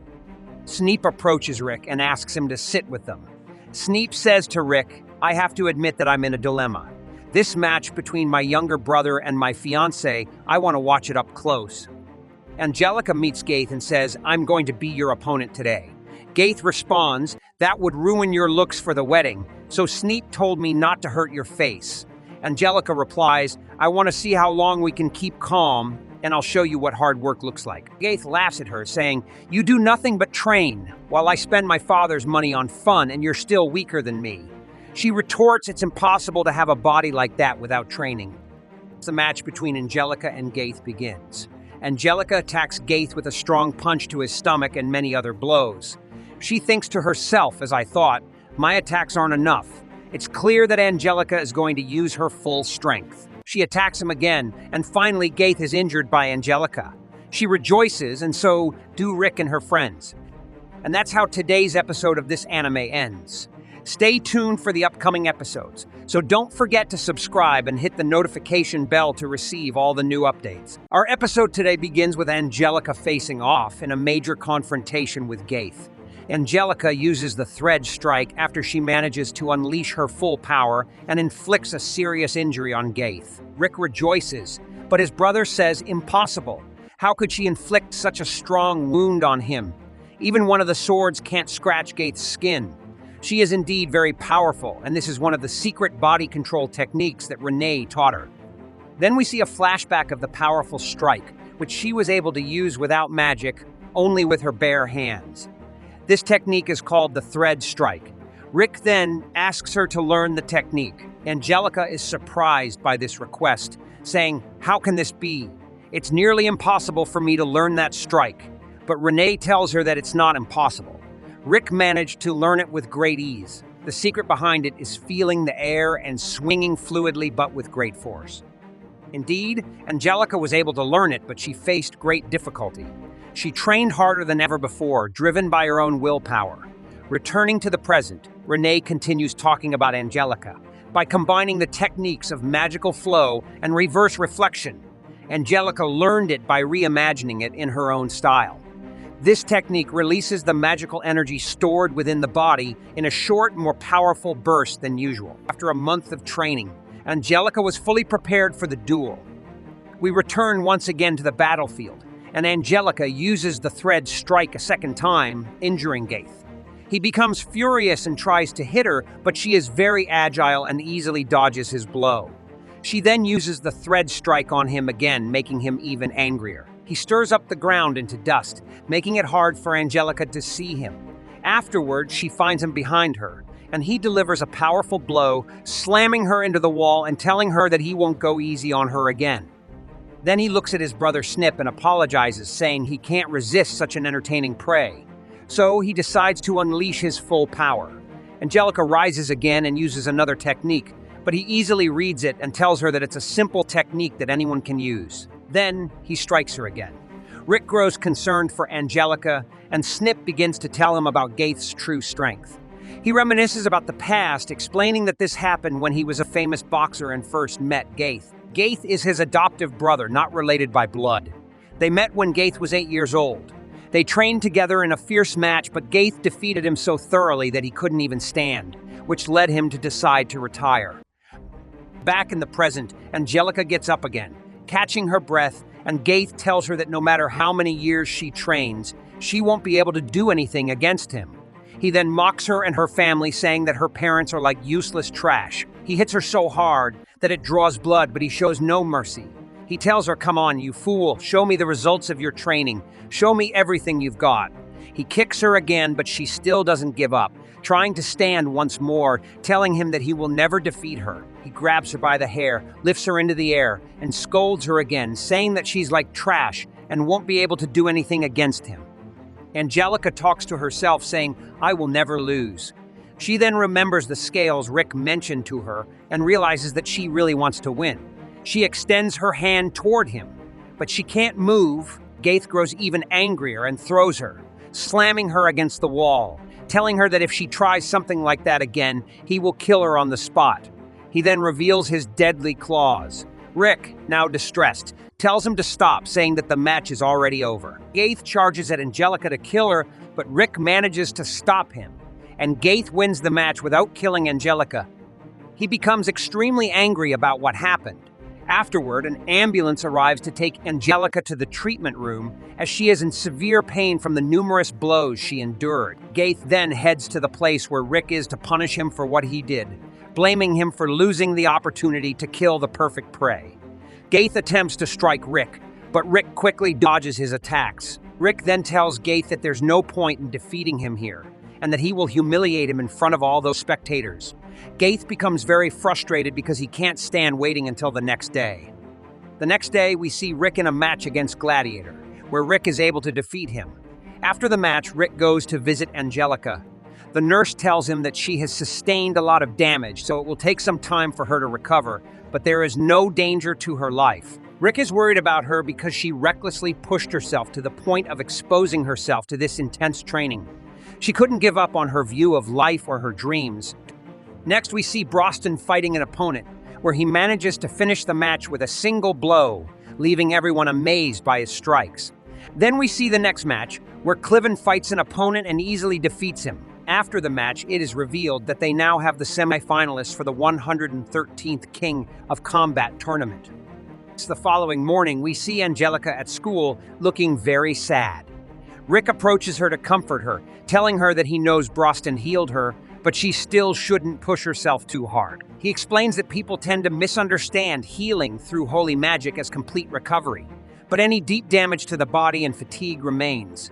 Angelica doesn't respond to him but later apologizes, saying that he trained her even though it was pointless and that she wasted his time. She considers herself to be talentless and reflects on how she rebelled against the noble role imposed on her, all because she wanted to achieve her dreams. Then Angelica says that marrying Snip, as she was told, might not be so bad after all. He would treat her well and she might not need to work at all. Rick responds by saying that he should be the one apologizing because she did everything she could and it was his mistake for not recognizing Gaith's true power. He then asks her to watch the upcoming match closely, promising to show her what lies behind the training he underwent. The scene shifts to the semi-finals, where the first match pits Gaith against Rick. Gaith speaks to Rick, saying that if he had killed Angelica last night, she wouldn't have had to endure her miserable life, tortured by her lack of ability. The first round of the semi-finals begins, and Gaith taunts Rick, telling him to show the pitiful results of his worthless hard work. Suddenly, Rick charges at Gaith, saying that even a common man's strike can bring a genius to the ground. He adds that with Gaith's pathetic appearance, he doesn't feel like hitting him any further. Gaith gets up and attempts to strike Rick, but to no avail. Rick counters with a powerful punch to Gaith's stomach, causing him significant pain.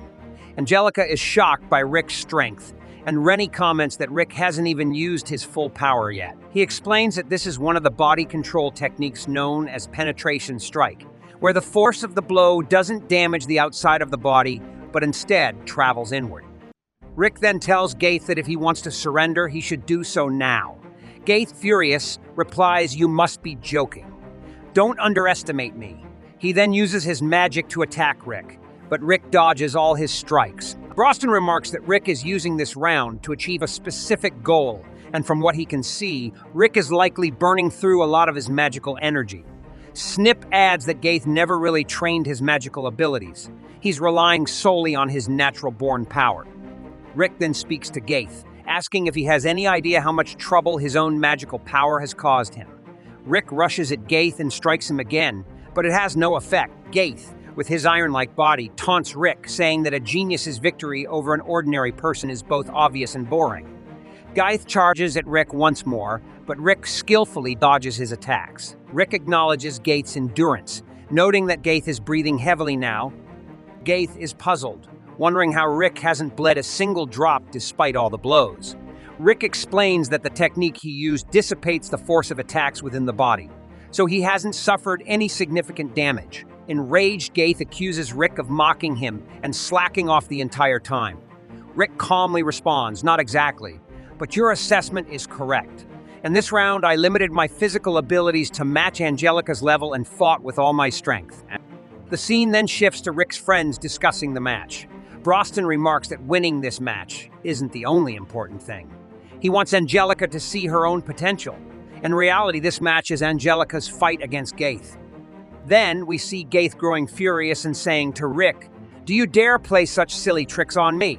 I will crush you without mercy."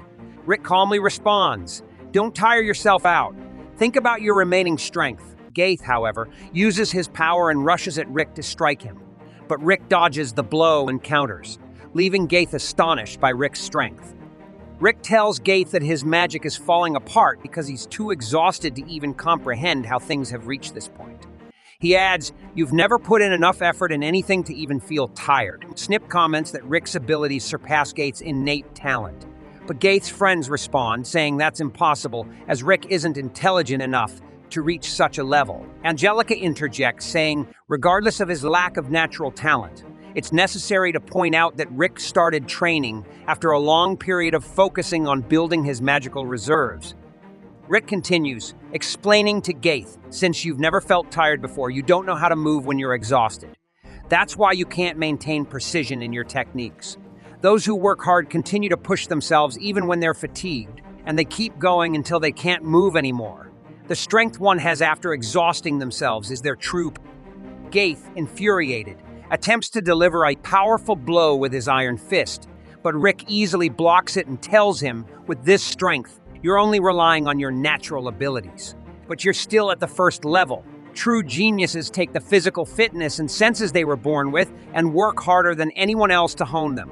I've seen geniuses at levels 100, 1000, and beyond, referring to his friends who trained him before. Rick continues, I'm sure you think you're the strongest in the world, but the truth is, you've only faced opponents you could defeat so far. The world is vast, and you're just a small lizard in a pond. This enrages Gaith even more, and he demands Rick to stop talking. Gaith's body then transforms into a massive muscular form, and he uses the greatest magic of the dragonkin, fully transforming into a Raikorgan dragon. Angelica is astonished by his transformation, and Snip explains, the origins of us dragonkind lie in the ancient dragons, and Gaith has awakened that ancient blood. Gaith begins a powerful attack on Rick in his steel-like body. Rick tries to use his defensive techniques, but they prove ineffective as Gaith's assault sends him crashing into the wall. Rick attempts to counterattack as before, but his strikes have no effect on Gaith, whose body seems to be made of metal, and Gaith's attacks have become incredibly fast. Rick remarks, you're lucky in this form. Angelica couldn't defeat you now.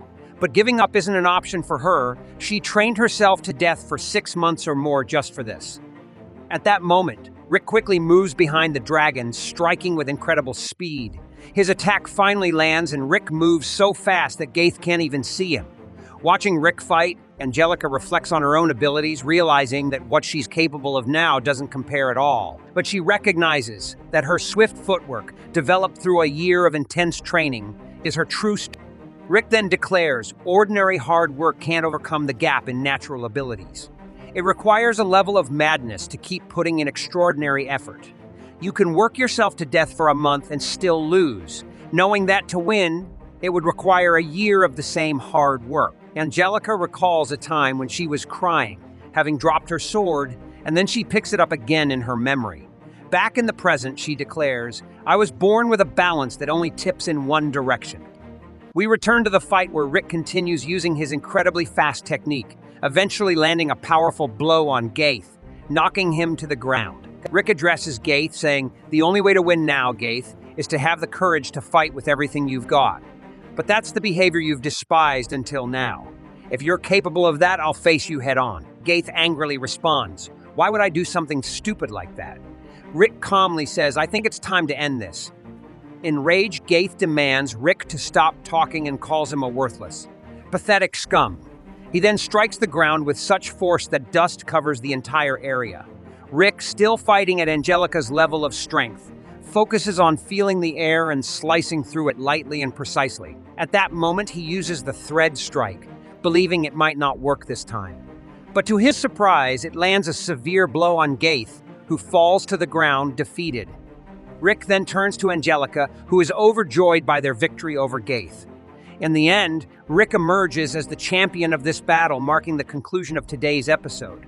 Stay tuned for more exciting episodes of this amazing anime. But please remember to subscribe to the channel and activate the notification bell to receive all the latest updates. The episode begins with Rick having just defeated Gaith in a fierce battle. Rick displayed extraordinary strength, leaving the audience calling him a superhero. Angelica then approaches Rick, thanking him for defeating Gaith, but Rick humbly responds, "I didn't do anything worthy of thanks. I just won my duel, that's all." Angelica then says, "One day I'll reach your level and I'll be able to defeat you and compete with you."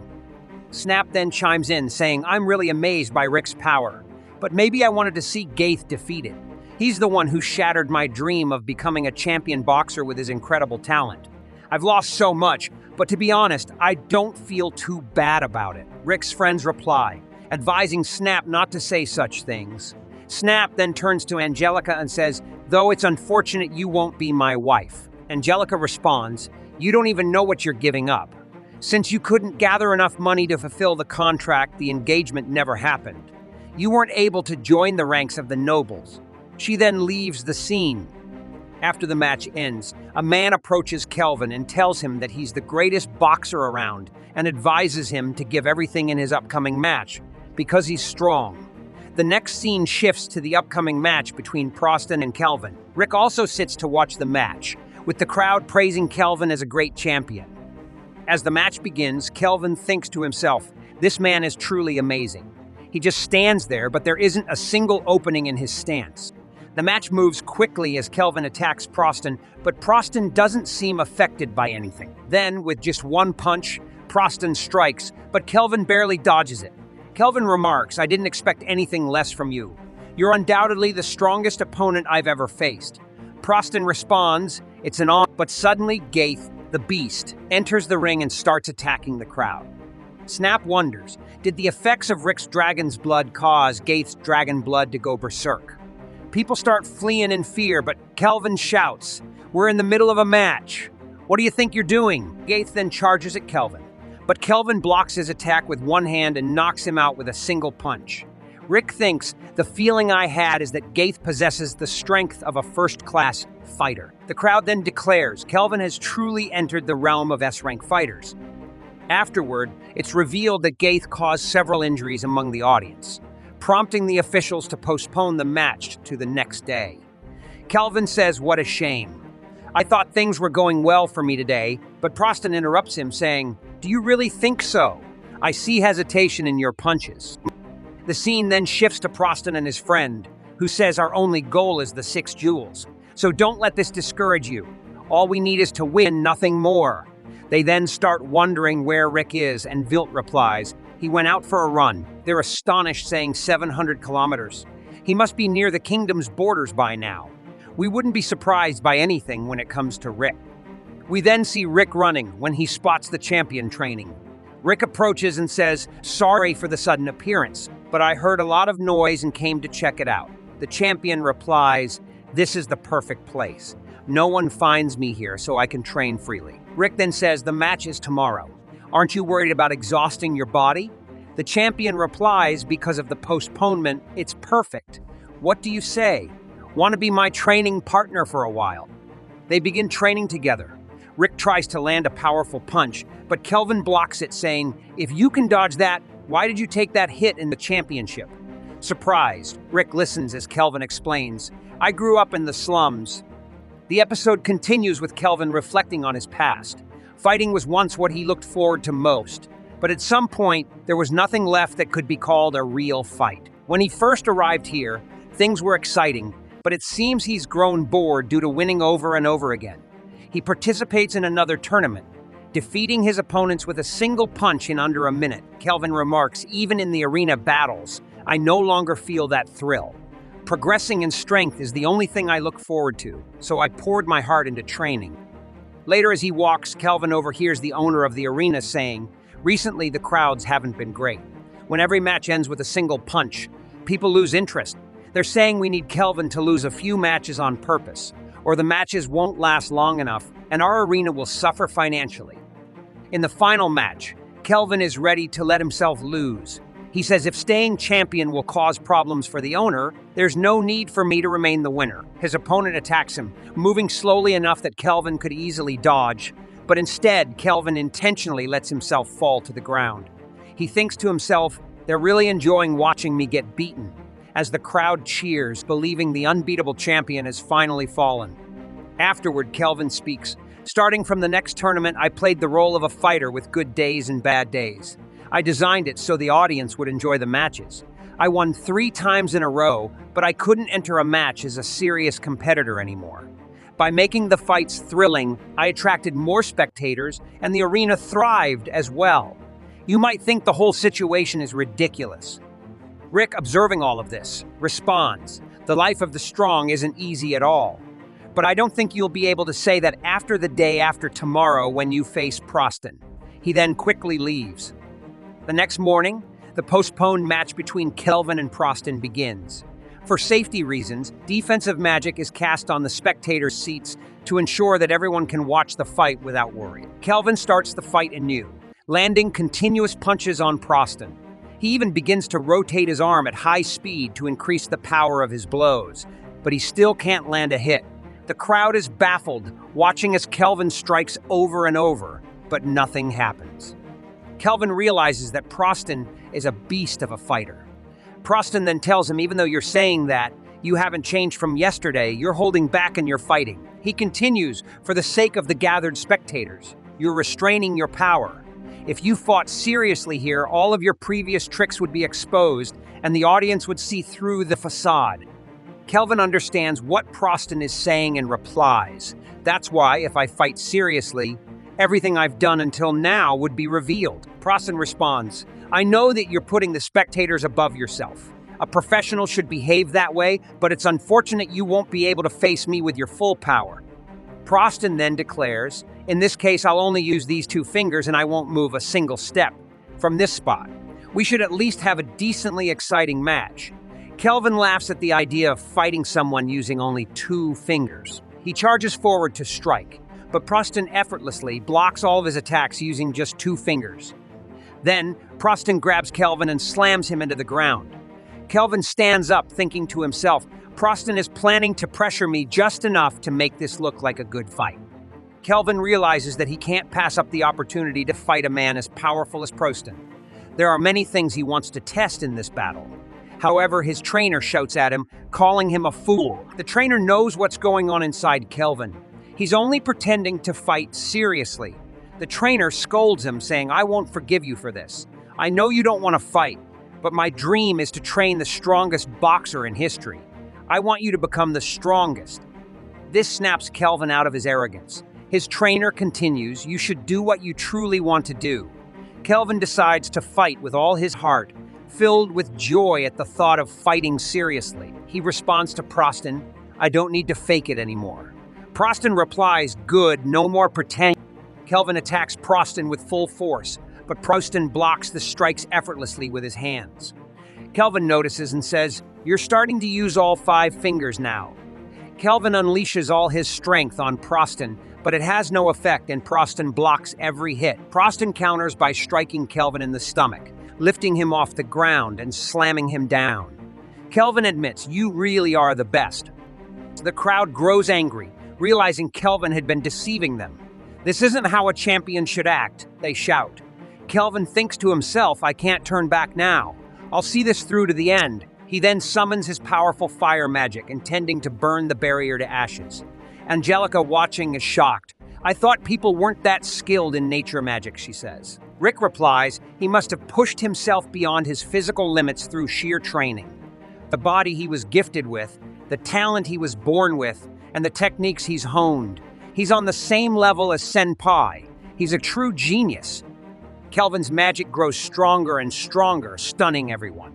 A friend of Kelvin's remarks, has Kelvin always been able to use magic? Kelvin then uses a different spell, launching an attack at Proston. He summons tree branches that wrap around Proston, But Kelvin isn't done. He casts an even stronger spell, astonishing the onlookers as his power reaches frightening levels. The audience grows fearful, and some begin to flee in panic. Rick, alarmed, says, "This is really dangerous. He's much stronger than I ever imagined. That means even Senpai won't be able to hold back." Proston, however, manages to free himself from the magic bindings and says calmly, "This shouldn't be a problem for you." He then shatters Kelvin's magic with a single blow, leaving everyone in awe of Proston's immense power. Proston acknowledges Kelvin's determination, saying, "Your desire to fight to the limits of your strength has reached me. Now, I will respond with my own determination." Proston gives the signal by raising a quarter of his thumb, indicating they will abandon defense and simply exchange blows. Rick explains, this means that from now on, Proston will focus entirely on offense and use all his strength. Proston charges toward Kelvin, and the moment overwhelms Kelvin with fear. Proston strikes Kelvin with an incredibly powerful punch, leaving everyone stunned by his strength. Kelvin tries to retaliate using his flame sword and storm spear, but they have no effect. Proston continues advancing, undeterred, preparing to strike again. Kelvin, exhausted, has drained all his magic, having cast so many powerful spells. At this moment, Proston lands another crushing blow to Kelvin's stomach, sending him to the ground. Rick observes and says Kelvin used flowing strikes, quick footwork, and defensive magic all at once to soften the impact of the hit. Despite this, Kelvin struggles to stand, feeling the sharp pain from his bruised bones and damaged organs. Kelvin, battered and on the verge of collapse, thinks to himself, this man is truly extreme. If it had been anyone else, they would have been dead by now. But if I give up, I can rest. Still, I've always longed for a strong opponent like this. This is the real fight I've been yearning for. Determined, he tries to rise again, standing shakily on his feet. "I'm not finished yet," he declares. "I may have exhausted my magic, but I still have strength left." Kelvin attacks Proston repeatedly with lightning-fast moves, but his strikes have no effect. Exhaustion weighs him down, and he collapses to the ground. As he lies there, he wonders, are there truly men of this strength in the world? Just then, the crowd begins cheering for him. "You can do it! Get up, champion! Don't let him defeat you! You still have the strength to fight! We're counting on you!" Their cheers grow louder and louder. Kelvin, overwhelmed by their support, thinks, "Even after I deceived all of you, you're still cheering for me." At that moment, his power begins to surge once more, stronger than ever before. Rick and those watching are shocked by the terrifying force emanating from Kelvin. Fueled by this newfound energy, Kelvin launches a massive attack, engulfing Proston in flames so intense that the arena begins to crumble under the sheer power. But the surprise? Proston remains standing, unharmed. He asks Kelvin, "Have you used every last drop of your strength?" Kelvin, gasping for breath, replies, "Yes, this was the most enjoyable moment of my life." In recognition of Kelvin's incredible effort, Proston says, "In honor of your magnificent battle, I offer you my deepest respect." Then, with a final powerful blow to Kelvin's face, Proston knocks him to the ground. Kelvin's manager, watching from the sidelines, remarks, "It looks like you still have a long way to go before you can become the strongest boxer in history. But you are, without a doubt, the greatest boxer of all time." The episode concludes with Kelvin lying defeated on the ground. And with that, today's episode comes to an end. Stay tuned for more exciting episodes of this incredible anime. Don't forget to subscribe to the channel and turn on the notification bell so you don't miss any new updates.